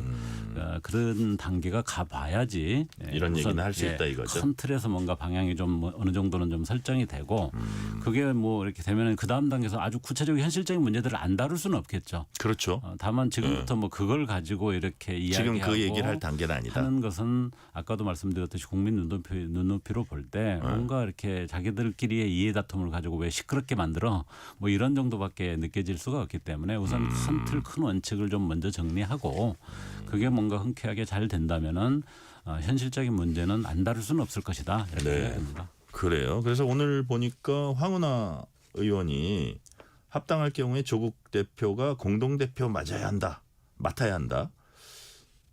당이 막 그런 얘기를 지금 하면 어떡하냐고 경고하셨죠. 이런 부분의 얘기 지금 방금 말씀하신 거하고 좀 연결이 되는 것 같아요. 지금 이런 그 구체적인 거를 얘기할 단계가 아니고 큰 틀의 논의를 뭐 시작할까 말까 하는 단계인데 이런 얘기가 나와서는 괜히 합당의 진정성이 의심받는다 그런 그렇습니다. 뜻인가요? 저희들도 상당히 좀 당혹스러웠는데 사실 지난 월요일에 우리 당에서 이제 가장 중요한 그 의사결정을 하는 단위 중에 하나인 당무위원회가 열렸습니다. 네네. 당무위원회에서 상당히 치열한 토론을 했습니다. 거기에는 이제 뭐 당대표를 포함해서 의원들도 있고 또 각 시도당을 책임지고 있는 시도당 위원장들 또 각 상설위원장들이 참여하고 있는데요. 네. 거기서 많은 찬반 토론을 격렬하게 했지만 가장 중요하게 결정했던 것은 합당 자체를 논의하는 기준을 다른 어떤 것도 아닌 조국혁신당의 가치 비전 정책의 어떤 기준에 놓고 그것이 잘 유지될 뿐만 아니라 오히려 좀 더 발전적으로 갈 수 있는 가능성이 있느냐. 이 점을 유일한 기준으로 놓고 1차적으로 검토를 해야 된다. 이게 네. 첫 번째 원칙이었고요. 예. 두 번째로는 이제 그게 어떤 수준이든 협의가 진행될 텐데 그 협의 과정은 좀 질서 있고 품격 있게 해야 된다. 뭐 여기서 불쑥 뭐 아까 이야기한 대로 뭐 당 대표니 무슨 지분이니 이런 이야기가 나오면 그거 자체로 합당의 어떤 가치나 명분 자체가 무너지는 것이기 때문에 질서 있게 하기 위해서 협의의 전권은 당대표한테 위임한다. 네. 이런 결정을 했는데 네. 오늘 이상하게 그런 발언이 라디오에서 나오는 바람에 근데 그 우리 원내대표님은 또 그건 아니다 이런 취지로 얘기했다는 거는 아니에요. 이제 그거는 이제 당대표한테는 위임하기로 한 거예요. 맞습니다. 당무에서 결정했는데요. 예, 제가 아니라고 했던 거는 무슨 이야기인가 하면은 어떤 라디오에서 그 협의의 전권을 위임한다고 했는데 합의의 전권을 위임한다 이렇게 오해를 해서 합의를 위임한다는 것은 모든 합의를 그냥 당대표 마음대로 그건 말이 안 되는 거죠. 그 소리였군요. 그 논의의 최종 결정권자는 저는 국민의 시각하고 당원이라고 생각하고요. 당연히 뭐 저희 당원에도 그렇게 돼 있습니다. 그래서 협의 과정에 합의를 정권을 위임한다는 거는 그냥 조국 대표가 다 알아서 하고 딴 사람은 몰라도 되는 거니까 그건 사실 있을 수 없는 일이잖아요. 있을 수 없는 거여서 그거를 교정한 의미였고요. 합의 과정은 질서 있게 좀 품격 있게 가자 이런 원칙을 저희들이 정한 바가 있는데 오늘 뭐 그 인터뷰가 좀 그런 것에서 어긋나는 것이어서 많은 오해나 비난을 불러올 수 있기 때문에 아주 초기에 최고에서 강한 경고를 내렸습니다. 그래요.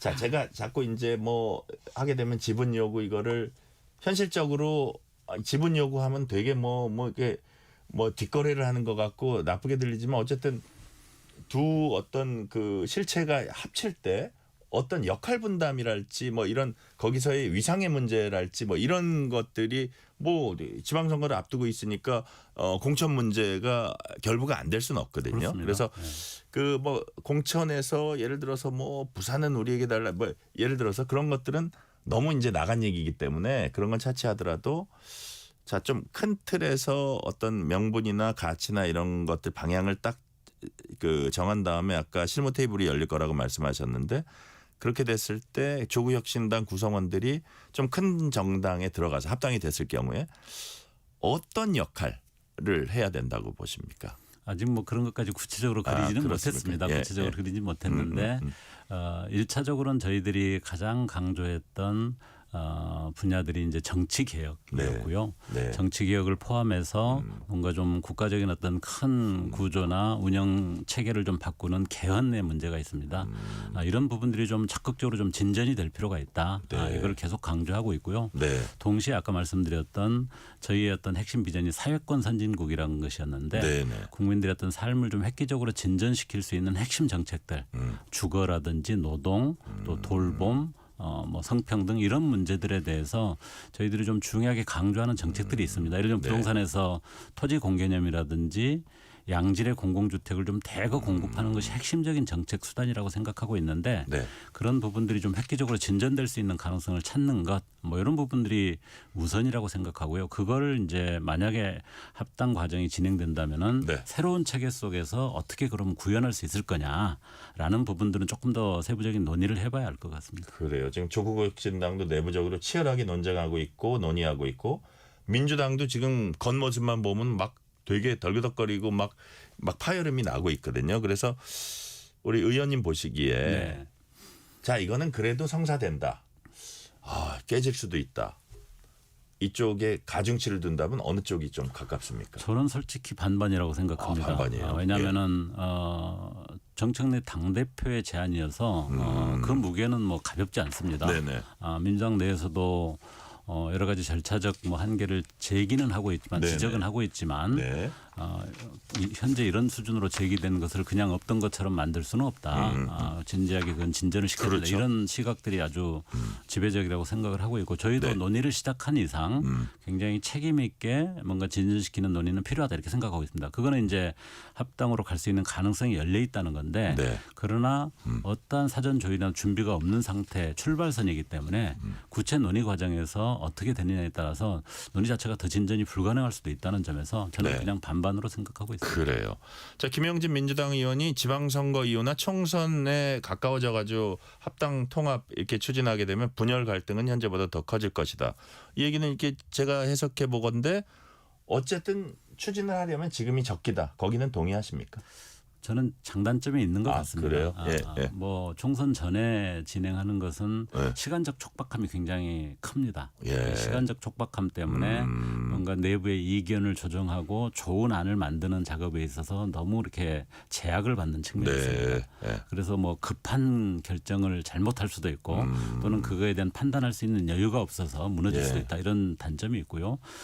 지선 후로 돌리는 경우에는 김영균 의원 말씀하신 것처럼 사실은 뭐 저희가 민주당하고 한번 직접 겨뤄본 것은 총선에서 물론 했습니다만 그때는 약간 성격이 달랐습니다. 네. 지역구 선거에서 부딪힌 건 없었고 비례 부분에 있어서 이렇게 경쟁한 수준이었는데 네. 그 뒤에 있었던 보궐선거를 몇 군데 치러봤는데 예. 저희는 사실은 조금 쿨하게 생각했습니다. 저희가 뭐 작은 당이고 신생당이기 때문에 호남에서는 특히 좀 혁신 경쟁을 해도 괜찮지 않느냐. 예. 민주당과 조국혁신당이 굉장히 우당 관계지만 경쟁을 해도 호남 지역의 정치 혁신이나 발전에 도움이 되지 그게 또 국민의힘에 넘어가는 것도 아니니까 좀 예, 쿨하게 예. 생각했는데 사실 막상 부딪혀 보니까 또 장난이 아니더라고요. 싸움이죠. 예, 선거라는 게 아주 전쟁이어서 그렇죠. 김영진 의원이 말씀하신 것처럼 선거를 한번 그렇게 일종의 경쟁을 하고 나면 그 네. 과정에서 발생하는 이 많은 또 갈등 비용 이런 것들이 커서 그 전에 하는 것이 바람직하다 이렇게 생각하는 이 양측면이 다 있는 것 같습니다. 그래요. 제가 어떻게 보면 제일 좀 하고 싶었던 질문일 수도 있는데 이게 자 이재명 대표 시절에도 그랬습니다만 민주당은 이제 중도 보수까지 아우르려는 그런 흐름들이 있어요.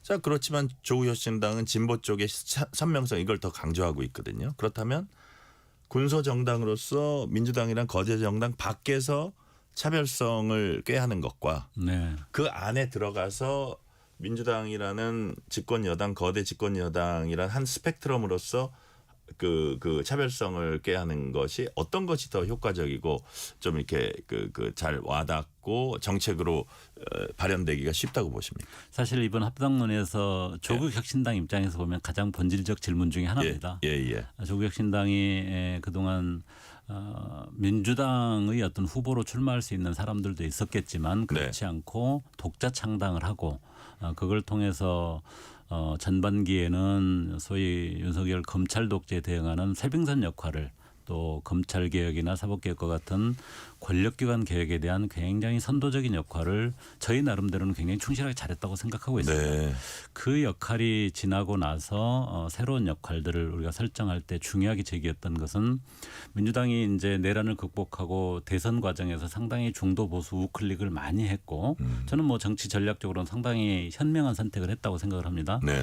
대신에 상대적으로 진보 또 좌측의 어떤 진영 이 공간이 많이 비어 있고 상대적으로 이쪽 부분에 대한 어떤 시야 또 그쪽을 바라보는 게 좀 약해졌다고 생각하기 때문에 이 영역을 조국혁신당과 다른 진보 정당들이 적극적으로 커버하면서 필요할 때는 함께 협력하지만 또 부족한 부분에 대해서는 강력한 비판자 역할도 하고 또 정부가 성공하기 위해서도 일종의 레드팀 역할을 제대로 하는 것이 굉장히 중요하다라고 저희가 설정을 했고 그걸 위한 많은 노력들 또 그걸 하나하나 좀 의미 있는 경험을 축적해 가고 있는 단계인데 가장 어렵고 아쉬웠던 부분은 소수 정당들이 현재 우리 어떤 국회법이라든지 정당법의 체계 속에서 활동할 수 있는 제약이 너무 많다는 겁니다. 그렇죠. 교섭단체하고 교섭단체가 가장 크고요. 네네. 뿐만 아니라 예를 들면은 좀 작은 정당들은 선거 과정에서 굉장히 한계를 갖기 때문에 선거연합이라든지 연합 정치를 할 수 있는 여러 가지 제도적인 뒷받침이 있어야 되는데 대표적인 게 결선 투표제라든지 당장 이번 지방선거에서는 호남과 영남에서는 2인을 뽑는 선거구제를 많이 하게 되면은 무조건 민주당 2명, 국민의힘 2명 이렇게 독식을 하는 구조가 돼서 최소한 3, 5인 중대 선거구제를 만들어서 한두 명은 그래도 소수 정당들이 참여해야 행정부는 지방자치 정부는 민주당이 가져가더라도 지방의회는 좀 뭔가 고른 분포를 가지고 견제균형을 해야 되지 않느냐. 영남은 영남대로 그런 제도적 뒷받침이 너무 안 돼서 이런 한계를 많이 느끼고 있었는데 이번 합당 과정에서 그런 부분들을 총체적으로 그러면은 그런 것들을 의미 있게 진전시킬 수 있는 가능성이 있느냐. 그 역할 부분은 그러면은 빈 곳을 어떻게 담당해야 될 거냐 이런 부분들을 좀 종합적으로 고민하고 다른 진보 정당들 또 시민사회하고 많은 토론이 필요한 주제여서 가장 크게 고심하는 숙제 중에 하나입니다. 네, 가장 크게 고심하는 과제다 말씀해 주셨고요. 김종인 전 국민의힘 비상대책위원장이 합당해도 지방선거에서 큰 득이 없을 거다 이런 전망을 하면서 오히려 합당 이후에 조국 대표 포함한 대권 주자 논의가 너무 빨리 시작돼서 당에 별로 안 좋을 거다. 뭐 이런 얘기도 하거든요. 근데 지금 조국 대표는 어쨌든 이번 지방선거 혹은 그 뭐 보궐선거 여기에 출마는 할 거다라는 얘기를 본인 스스로 이제 하고 있더라고요. 이미 오래전에 했었죠. 그죠? 예. 뭐 어딘지는 아직 모르는 거죠. 네, 그렇습니다. 예, 어딘지는 아직 모르는데 그렇다면 이건 뭐 별 도움이 안 될 거다라는 김종인 전 위원장 분석 이거는 어떻게 보세요? 저는 뭐 이번 합당 논의 자체가 당면한 지방선거의 유불리 이런 관점에서 접근할 문제는 아니고 저는 뭐 김종인 위원장 말씀하신 것처럼 크게 도움이 안 될 수도 있다 이런 생각이 듭니다. 다만 뭐 진짜로 합당이 되면은 서로 부딪히는 문제 자체는 없어지겠지만 전체적인 선거 구도에서 그게 무슨 대단한 효과일 거냐 하는 부분에 대해서는 저는 뭐 그렇게 높다고 생각하지는 않고 합당 논의 자체도 당면한 선거의 유불리를 기준으로 이렇게 판단할 문제는 아니다 이렇게 생각을 하고요. 다만 말씀하신 것처럼 그렇게 합당을 할 경우에 일종의 대권 주자들의 어떤 조기 등장과 그런 논의가 많이 갈 거냐 하는 부분에 대해서는 저는 뭐 조금 생각이 다른 게 그래요. 그 조국혁신당은 말하고 민주당은 뭐 말할 것도 없겠습니다. 조국혁신당도 내란 극복과 새로운 대한민국을 만들어 나가는 단계에서 지금 이재명 정부의 성공이 굉장히 중요하다고 생각합니다. 정말 잘해줘야 된다고 생각하고 있고 그걸 위해서 좀 의미 있는 역할을 하려고 생각하고 있기 때문에 그런 상황이 좀 급하게 진전될 거라 이렇게 생각되지는 않습니다. 네. 자, 조국 대표요. 만약에 이제 합당했을 때 조국 대표의 정치적 위상 예컨대 뭐 향후의 대선 주자로서의 자리매김 이런 부분에 있어서 좀 변화는 있을 거라고 보십니까? 그건 잘 모르겠습니다. 저도. 이게 지금 조국혁신당에 있든 아니 민주당에 들어가 있으면 뭐 특별한 변화가 있는 건지 그거는 뭐 깊이는 생각 안 해보셨어요? 그건 뭐 잘 모르겠고 여전히 조 대표에 대한 애정과 관심, 사랑 이것은 현재도 특히 호남 지역이나 이렇게 지역을 가보면은 꽤 높다는 것을 제가 피부로 체감하는데요. 당적의 변화가 그 부분에 있어서 어떤 큰 변화를 줄지 그건 잘 모르겠습니다. 네. 자, 다른 당 얘기 조금 해볼게요. 국민의힘이 한동훈 전 대표를 오늘 제명했습니다. 자, 이 제명 어떻게 평가하시는지 또 국민의힘의 향후 나갈 길이나 국민의힘 지방선거에 어떤 영향을 미칠 거라고 전망을 하십니까? 우선 오늘의 제명을 볼 때 먼저 생각 드는 것은 지난 정말 이해할 수 없었던 이유가 뭘 목적으로 하는지 알 수 없었던 장동혁 대표의 단식이 그 종착지가 바로 이것이었구나 하는 걸 생각하게 됩니다. 결국은 한동훈 제명이라고 하는 것을 일종의 좀 자연스럽게 국민의힘 내에서 이렇게 관철되도록 하는 과정으로서 단식이 아니었나 하는 생각을 해보고요. 점점 국민의힘이 내란 세력과 재련하지 못한 한계를 좀 더 극단화하고 있기 때문에 제가 보기에는 일종의 TK를 하나의 어떤 성 삼아서 장기 농성으로 들어가는 그런 체제로 점점 가고 있지 않나 하는 생각이 드는데 이렇게 표현하면 사실은 TK 분들한테 약간 죄송하기도 하고 명예훼손 같기도 합니다만은 그런 상황으로 가고 있어서 지방선거 부분에 있어서는 저는 뭐 점점 더 어려질 수밖에 없다고 생각이 듭니다. 네, 마지막 질문을 드릴게요. 어제 1심 재판부가 윤석열 전 대통령 부인 김건희 씨 주가 조작 의혹 사건, 알선 수재 혐의 사건 등 1심에서 세 가지 혐의 중에 두 가지, 특히 이제 주가 조작 이 부분은 가장 그 핵심적인 부분이었는데 맞습니다. 일단 1심에서 무죄가 나왔습니다. 그래서 다 합해서 징역 1년 8개월 선고받았습니다. 1심 판결 어떻게 보셨습니까? 우선 어쨌든 부부가 다 처벌을 받은 이제 결과는 된 겁니다. 네네. 특히 국정농단의 어떤 핵심 책임자들이었고 헌정 질서를 위협했다는 점에서 부부가 다 실형을 받은 부분에 대해서는 의미는 있다고 생각합니다. 네네. 그런데 실제 판결 내용을 보면 특히 아까 말씀하신 주가 조작 관련해서 자본시장법 부분에서 시세 조정의 어떤 행위는 인지는 했다. 네. 그러나 공모는 아니다. 이렇게 해석을 하면서 무죄를 선고했고요. 네네. 뭐 명태균 여론조사도 계약을 하지 않아서 뭐 대상이 안 된다 이렇게 무죄를 줬는데요. 저는 아무리 뜯어봐도 재판장이 정말로 김건희 씨에 대해서 아주 온정적인 판결을 하기 위해서 작정하고 선택적 증거들을 이렇게 선택적으로 취한 것이 아닌가 이렇게 볼 수밖에 없다고 보고요. 네. 특검에서 반드시 항소해서 제대로 다시 한 번 더 평가를 해야 된다고 생각합니다. 네, 오늘 말씀은 여기까지 듣겠습니다. 지금까지 조국혁신당 원내대표인 서왕진 의원이었습니다. 의원님 오늘 말씀 감사합니다. 고맙습니다. 편지 왔습니다. 퇴근길 지친 당신에게 힘이 되는 뉴스를 전해드립니다. 매일 저녁 당신과 함께 읽는 세상 이야기. KBS 1라디오 뉴스레터 K.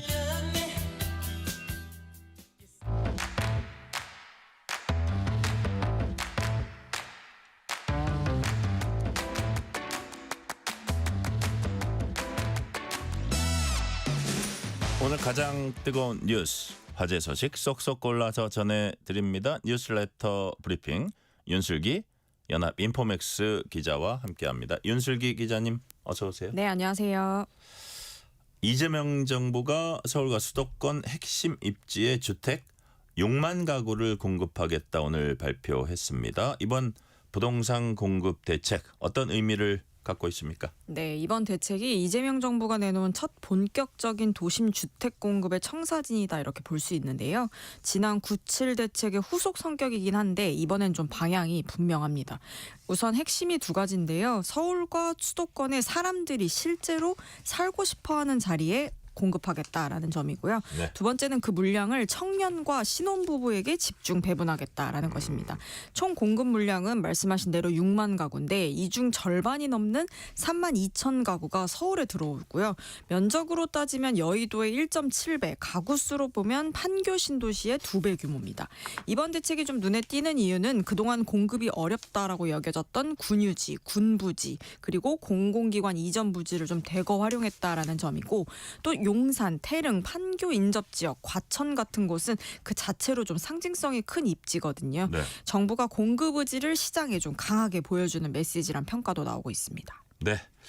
구체적으로 어디에 얼마나 공급하냐가 이제 궁금한데 지역별로 보면 어디가 가장 많이 공급을 해요? 네, 지역별로 보면 용산이 좀 가장 큰데요. 용산 국제업무지구는 용적률을 상향해서 기존 계획이던 4천 가구를 1만 가구로 대폭 늘렸습니다. 네. 2028년 착공이 목표고요. 여기에 캠프킨 부지 2,500가구, 501 정보대 부지 150가구까지 합치면 용산에서만 13,500가구가 공급이 됩니다. 또 노원구 태릉 군골프장 부지에는 6,800가구가 들어서고요. 이곳은 세계유산 인근이라는 점을 고려해 초고층이 아니라 중저층 주택으로 좀 계획이 됐고 네. 청년과 신혼부부 맞춤형 주거 공간으로 조성이 됩니다. 수도권으로 가면 과천에는 경마장과 방첩사령부를 이전한 뒤에 기업도시로 통합개발해 9,800가구, 성남 판교 인접 지역에는 공공주택지구를 추가 지정해서 6,300가구가 공급이 됩니다. 정부는 투기 차단 장치도 동시에 가동을 했는데요. 이 발표와 동시에 해당 지역과 주변을 즉시 토지거래 허가구역 지역으로 지정을 했고요. 주변 이상거래 280건을 선별해 불법 의심 거래는 분석 후 수사 의뢰하겠다라고 밝혔습니다. 네. 이번 대책은 외곽 신도시 대신 국유지, 공공기관 이전 부지, 도심 유휴자산 이제 대거 주거용으로 전환했다는 건데, 자, 이런 방식이 실제로 주택시장 안정에 얼마나 변화를 가져올 수 있을까요? 네, 말씀하신 대로 이번 대책의 가장 큰 의미는 어디에 어떤 방식으로 공급하느냐를 바꿨다라는 점에 있는데요. 그동안 주택 공급은 외곽 신도시나 신규 택지 조성에 좀 의존해 왔는데 출퇴근 부담과 생활 인프라 문제로 실수요자 체감 효과가 좀 제한적이었습니다. 그런데 이번엔 용산, 과천, 태릉시시처럼 이미 수요가 몰려있는 도심 핵심 입지의 국유지와 공공기관 이전 부지를 활용해 공급하겠다라는 점에서 정책 방향이 좀 분명히 달라졌고요. 또 청년과 신혼부부 입장에선 입지 자체가 곧 주거 경쟁력이기 때문에 멀지만 싼 집보단 가깝고 감당 가능한 집을 제시했다는 점에서 상징성이 좀 큰 상황입니다. 다만 단기적인 집값 안정 효과에는 좀 한계가 있을 것이란 분석인데요. 대부분 사업이 2028년에서 2030년 착공을 목표로 하고 있어서 실제 입주까지는 좀 시간이 필요하기 때문입니다. 네. 삼성전자와 SK하이닉스가 나란히 사상 최대 실적을 냈습니다. 숫자도 엄청나지만 그 의미가 더 중요해 보이는데요. 이런 실적이 갖는 의미 어떤 겁니까? 네, 이번 실적은 단순히 돈을 좀 많이 벌었다라는 얘기에서 끝나지 않는데요. 네. 글로벌 AI 경쟁의 중심이 이제 메모리 반도체로 완전히 옮겨왔다라는 신호라는 분석입니다. 그간 AI 반도체 하면 GPU 같은 연산 칩이 주인공이었는데 이제는 데이터를 얼마나 빠르게 처리하느냐가 더 중요해졌거든요. 그래서 그 역할을 하는 게 바로 고대역 폭 메모리입니다. HBM이라고 하는 것인데 삼성전자가 이걸 통해서 지난해 매출 333조 원을 넘겼습니다. 이 숫자는 AI 수요가 실제 매출로 연결됐다는 의미로 해석이 되고요. 네. SK하이닉스 실적은 더 상징적인데요. 영업이익률 58%는 사실상 가격 결정력이 생겼다라는 의미로 해석이 되고 있습니다. 또 삼성전자 전사 이익을 넘겼다라는 점도 시장 질서를 바꿨다라는 분석입니다. 네. 결국 핵심은 HBM이다 이런 생각이 드는데 두 회사가 강조한 HBM4인가요? 이 제품 가진 의미는 또 뭡니까? 네, 말씀하신 이 HBM4는 단순한 신제품이 아닌데요. AI 시대의 주도권을 누가 줄 것인지를 좀 가르는 분기점이다라는 평가입니다. 삼성전자는 이 HBM 양산을 통해 본격적인 추격에 나선 상황이고요. 엔비디아 같은 고객사를 직접 겨냥했다라는 점도 의미가 큰 상황입니다. 이게 물량 확보보다 질적 경쟁으로 가겠다라는 메시지로 해석이 되고 있기 때문인데요. 반면 SK하이닉스는 이미 한 발 앞서 있다는 태도를 좀 보였습니다. HBM4를 업계 최초로 양산했다라는 점을 계속 강조하고 있고요. 이는 시장 주도권이 자신들에게 있다라는 자신감의 표현으로 해석이 되고 있습니다. 네, 그렇다면 삼성전자와 SK하이닉스 오늘 주가는 어땠는지 또 투자자 반응은 어땠어요? 네, 투자자들은 이번 실적을 좀 일회성 호재로 보지 않았는데요. AI 메모리 중심의 산업 구조가 굳어졌다라고 판단한 겁니다. 삼성전자는 오늘 장중 신고가를 경신했고요. SK하이닉스 역시 사상 최고가를 다시 썼습니다. 지금은 비싸 보이지만 구조적으로 더 갈 수 있다라는 인식입니다. 네. 장비주들이 함께 오른 게 같은 이유인데요. HBM 투자가 이어진다는 전제에 투자자들이 베팅을 한 건데 또 여기에 주주 환원 계획도 좀 중요하게 작용했습니다. 네, 이 와중에 오늘 현대차가 연간 실적을 발표했습니다. 어땠습니까? 네, 이번 현대차 실적은 숫자만 보면 좀 엇갈린 성적표라고 볼 수 있는데 그래요? 매출은 늘었지만 이익이 좀 분명히 꺾였기 때문입니다. 핵심 이유가 미국 관세 때문인데요. 현대자동차는 작년 2, 3분기에만 관세로 2조 6천억 원의 손실을 봤습니다. 4분기에도 조 단위 손실이 이어진 건데 그럼에도 매출이 늘었다라는 점은 의미가 있는 겁니다. 차를 못 판 게 아니라 팔수록 부담이 커진 구조였다는 뜻인데요. 네. 현대차의 연간 매출이 약 186조 원으로 집계가 됐는데 이게 어제 실적을 발표한 기아도 상황은 좀 비슷했습니다. 이 흐름을 합치면 현대차와 기아의 합산 매출은 처음으로 300조를 좀 넘길 것으로 보이는데 이게 돈은 벌었지만 좀 외부 변수로 남는 돈이 줄어든 해였다라는 평가가 나오고 있습니다. 네. 인도에서 니파 바이러스가 확산되면서 세계 보건당국이 긴장하고 있습니다. 아직 확진자가 그렇게 많지는 않다는데 지금 정확하게 어떤 상황이에요? 네, 현재까지 확인된 확진자는 2명인데요. 이 2명 모두 병원에서 근무하던 간호사입니다. 이들은 인도 콜카타 외곽의 한 병원에서 환자를 치료하다 감염된 것으로 추정이 되는데요. 이 문제의 환자는 호흡기 질환으로 입원했다가 사망했습니다. 이 환자가 니파 바이러스 검사를 받기 전에 숨졌는데 이후 의료진 가운데 감염이 확인됐고요. 인도 보건부는 접촉자 196명을 관리 네. 대상에 올렸습니다. 근데 하루 만에 감시 대상이 80명이 넘게 들어서 지금 인도 당국은 지역사회 전파 가능성을 염두에 두고 상황을 좀 주시하고 있는 상황입니다. 네. 참 뭐 말씀드린 대로 확진자는 그렇게 많지 않은데 전 세계는 민감하게 반응하고 있어요. 그 이유가 있을 것 같아요. 네, 바로 치명률 때문인데요. 이 치명률이 매우 높은 감염병이기 때문입니다. 네. 감염되면 최대 10명 중 7명 이상이 숨질 수가 있고요. 그래요. 치사율이 코로나나 사스보다 훨씬 높습니다. 문제는 치료제가 없다는 점인데 현재는 증상을 완화하는 치료밖에 할 수가 없는 상황입니다. 이 사람 간 전파가 가능하다라는 점도 부담이고요. 감염자의 체액과 밀접하게 접촉하면 옮을 수 있습니다. 과일 박쥐의 배설물에 오염된 음식으로도 감염될 수 있고 잠복기도 최대 3주로 긴 상황입니다. 그래요. 치명률 높고 치료제 없고. 와, 진짜 돌림인데. 니파 바이러스. 이거 잘못 읽으면 그 캘리포니아 나파밸리하고 헷갈릴 수 있는데 여하튼 각국이 서둘러 대응에 나서고 있습니다. 지금 국제사회는 어디까지 대비를 하고 있어요? 네, 여러 나라가 공항 검역을 좀 즉각 강화한 상태인데요. 싱가포르와 홍콩은 인도발 입국자 체온 측정을 시작했습니다. 건강신고서 제출도 좀 의무화한 상황이고요. 네. 태국과 말레이시아도 공항 검역 수위를 높인 상황입니다. 네팔은 최고 경계 태세를 선포했고요. 중국과 필리핀도 유입 가능성을 염두에 두고 대응 중인 상황입니다. 미국은 인도 보건당국과 긴밀히 협력을 하고 있다라고 보고 있습니다. 네. 자, 마지막 질문 드릴게요. AI가 웬만한 시험은 다 통과하는 그런 시대를 우리가 지금 살고 있습니다. 자, 근데 인류의 마지막 시험이다라는 아주 도발적인 이름의 AI 벤치마크가 공개가 됐어요. 네, 이 시험은 AI의 성능을 뽐내기 위한 문제는 아닌데요. 네. 오히려 AI의 한계를 확인하려는 시도에 가깝다라는 평가입니다. 최근 AI가 말씀하신 대로 수능, 변호사 시험, 의사 시험까지 쉽게 넘었는데 네. 기존의 벤치마크가 더 이상 의미가 없어진 겁니다. 그래서 정말 어려운 문제만 모아서 풀게 해보자라는 거였고요. 이 출제에는 전 세계 50개국 500여 기관의 전문가가 참여했습니다. 결과부터 말씀드리면 AI들은 아직 이 시험 앞에서는 좀 고개를 숙였다라는 평가인데요. 가장 점수가 높은 모델도 정답률이 40%에 못 미쳤습니다. 구글의 제미나이 3%가 약 38%로 1위를 기록한 건데 결과적으로 말씀하신 대로 이번 실험은 지금 AI가 어디까지 왔는지를 좀 정밀하게 보여준 거다라는 평가가 나옵니다. 네, 오늘 말씀은 여기까지 듣겠습니다. 지금까지 윤슬기 연합 인포맥스 기자였습니다. 오늘 말씀 감사합니다. 고맙습니다.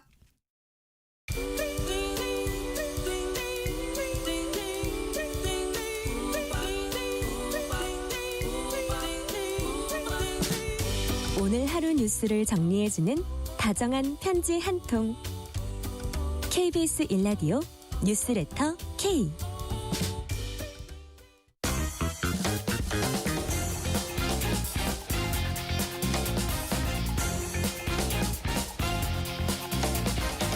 한 주의 스포츠 소식 전해드립니다. 스포츠는 완수. 이번 주 스포츠 뉴스 KBS 김환수 기자와 완수 해보겠습니다. 김환수 기자, 어서 오세요. 네, 안녕하세요. 프로야구 이제 학폭 논란이 일었습니다. 신인 드래프트 전체 1순위 키움에 지명된 북일고 투수 박준현 선수죠.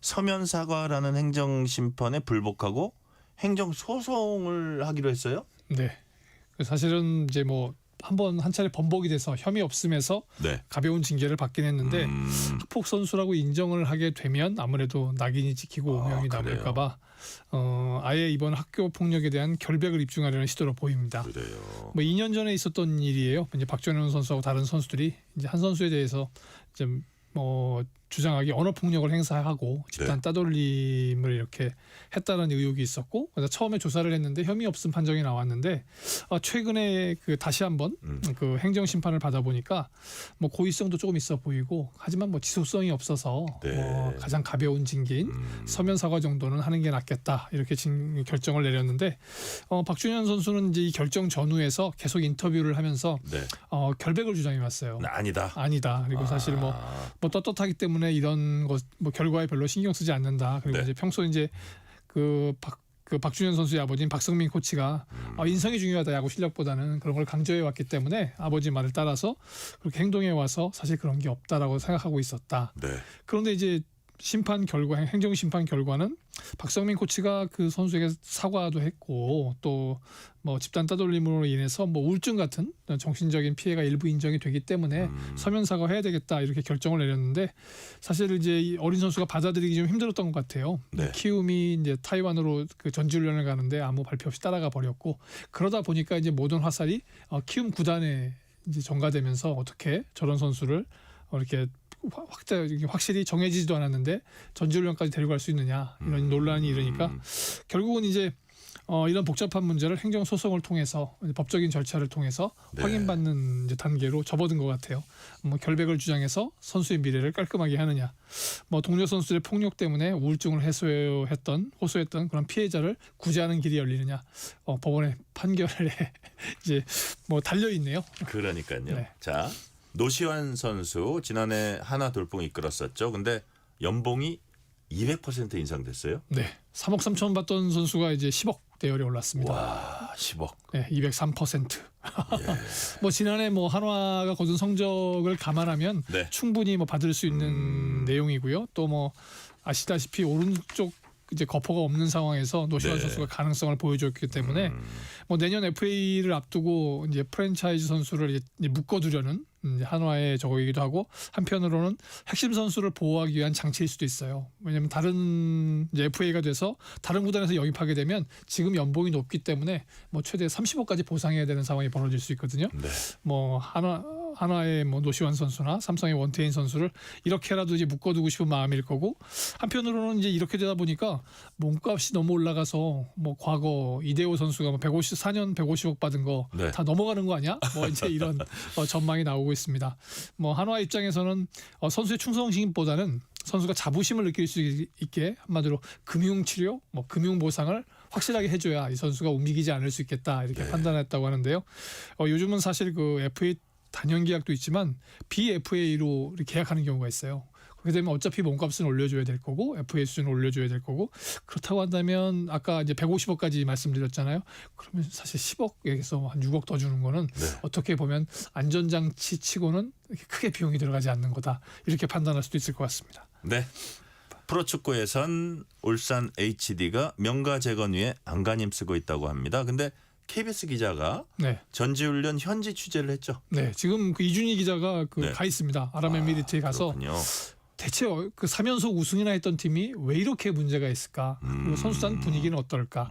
또 한마디로 명가 재건에 나섰기 때문에 어떻게 하면 또 어떤 단계를 거쳐서 다시 이렇게 궤도로 올라올까? 그런 것들을 취재하기 위해서 이준희 기자가 가 있는데요. 뭐 상황 보면 굉장히 재밌다고는 해요. 뭐 사실 지난해 여기서 뉴스 많이 전해드렸을 때 울산 HD 좀 일단 뭐 신태용 감독 새로 영입했는데 선수들하고 갈등을 빚었다. 그래서 이제 뭐 정승현 선수가 이렇게 뭐 폭력 행사를 당했다, 폭행 행사를 당했다 이렇게 얘기하고 또 신태용 감독이 얘기하니까 이청용 선수가 골 넣고 나서 골프 세레모니를 하고 또 이렇게 뭐 뉴스로는 전해드리지 않았지만 뭐 고승범 선수가 이렇게 이제 아이를 낳는 과정에서 약간 또 구단하고의 또 갈등이 좀 있었던 것 같아요. 그래서 이적을 요청했다. 그러니까 농담 삼아서 남자 선수니까 이제 둘째를 낳습니다. 가봐야 될 것 같은데요. 그러니까 네가 낳냐? 뭐 이런 식의 옛날 아주 20세기 농담이 좀 있었던 것 같습니다. 그거 우리 30년 전에 입사 초기에 그런 얘기하는 부장들 가끔 있었거든요. 있었죠. 저희도 충분히 경험했으니까. 최근의 일이에요? 예, 최근의 일입니다. 21세기에 있는 일이라서 그러다 보니까 사실 지난 시즌에 뭐 감독과 또 선수들 간에 또 구단과 선수들 간에 이렇게 약간 복잡 미묘한 상황들이 많이 있었어요.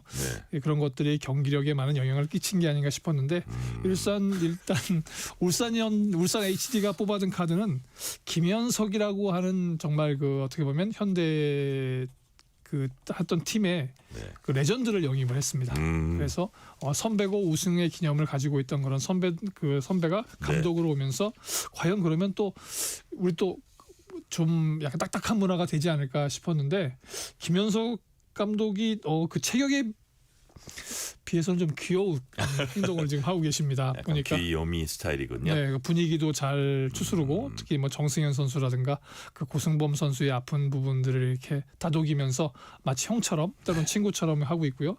외국인 선수 말컹 사실 좀 다루기 힘든 선수일 것 같은데 정말 잘 녹아들고 있는 모습이에요. 그래서 현대 HD에서 약간 좀 느낌이 좀 바뀌었다라는 걸 보여줄 수 있는 대표적인 게 두존구 만드는 겁니다. 아 그래요? 네, 두바이 쫀득 쿠키를 만드는데 네. 사실 코치하고 선수가 둘이 가서 그것을 만들어요. 그러니까 사실 그 두바이 가서 만들긴 하지만 거기에서는 레시피가 없잖아요. 그러니까 우리 레시피를 받아서 그 호텔 묵는 숙소에서 이렇게 피스타치오를 갈고 거기다가 뭐 마시멜로를 녹이고 네. 그래서 나중에 이제 초콜릿을 해서 만드는데 그거를 이제 다 만들어서 잠자고 있는 김현석 감독을 깨워서 맛을 봐달라고 합니다. 예전 같았으면 좀 받아들이기 굉장히 힘든 상황일 수 있었는데 받아들이고 이거 맛있다 이렇게 얘기를 하고 그러니까 사실 두바이 가서 한국에서 만든 두존국은 과연 맛이 어떨까를 테스트도 또 해요. 이걸 들고 가서 그 두바이 현지 요리사나 이런 그 호텔 직원들하고 나눠 먹어보면서 어떠냐 이런 것들 하면서 보면 전체적으로 아까 말씀드렸던 이제 뭐 감독과 선수 간의 뭐 좀 이렇게 갈등 이런 것들이 좀 가라앉는 분위기고요. 또 전체적으로 명가 제거를 위해서는 일단은 뭐 마음부터 합쳐야 되지 않겠어요? 이제 그런 것들을 김현성 감독이 이렇게 합쳐가고 있는데 과연 그 쫀득쫀득한 두전국 쿠키처럼 쫀득쫀득한 팀워크를 만들 수 있을지 내년 시즌 한번 지켜보는 것은 뭐 좋은 관전 포인트가 될 것 같아요. 그리고 하필이면 현대가의 대결이잖아요. 그러니까요. 전북 현대가 또 우승을 했잖아요. 이제 그걸 또 뺏어와야 되는 상황이기 때문에 내년 K리그 사실 월드컵 못지않게 재밌을 가능성이 좀 있습니다. 그래요. 애를 네가 낳니 참 오랜만에 들어봤고요. 자 프로농구에서는 이른바 괴물 신인 선수들이 주목받고 있습니다. 어떤 선수들이에요? 대표적인 게 이제 SK의 에디 다니엘이라는 선수고요. 또 하나는 이제 소노의 강지훈 선수입니다. 에디 다니엘이라는 선수가 경기를 하는 거 보면 그 농구 애니메이션이죠. 그 슬램덩크에 나오는 강백호 분위기가 강해요. 그렇군요. 네, 실수도 좀 하고 어쩔 땐 좌충우돌 하는데 뭐 정말 노마크 찬스에 덩크슛 기회를 잡아서 이 선수가 뜨는데 덩크슛을 실패합니다. 그러면 좀 좌절할 만한데 또 결정적인 상황에선 공격 리바운드를 잡아내고요. 또 결정적인 슈팅을 넣어서 득점으로 연결하기도 합니다. SK 입장에서는 사실 어떻게 보면 신인 선수가 이렇게 좌충우돌하면서 분위기를 잡아가기 때문에 뭐 원이라고 하는 좋은 외국인 선수가 있거든요. 그 선수하고 호흡만 잘 맞춘다면 나쁘지 않은 성적을 거둘 수 있을 것 같고요. 뭐 영국인 아버지하고 한국인 어머니 사이에서 태어난 선수인데 동아시아 슈퍼리그에서 일단 활약을 보이고 있어요. 장기적으로는 KBL 농구를 이렇게 좀 주름 잡을 수 있는 그런 선수가 아닌가 싶고요. 소노의 강지훈 선수는 이제 여러 차례 말씀을 드렸는데 2m 1cm의 어떻게 보면 장신입니다. 그런데 이 장신 선수가 정확한 3점포를 가지고 있어요. 그래서 내외곽, 골밑과 외곽을 넘나들면서 경기를 하게 되는데 뭐 이제 농구계에서는 성리학자라고 불리는 강을준 감독의 아들이에요. 성리학이라는 게 승리.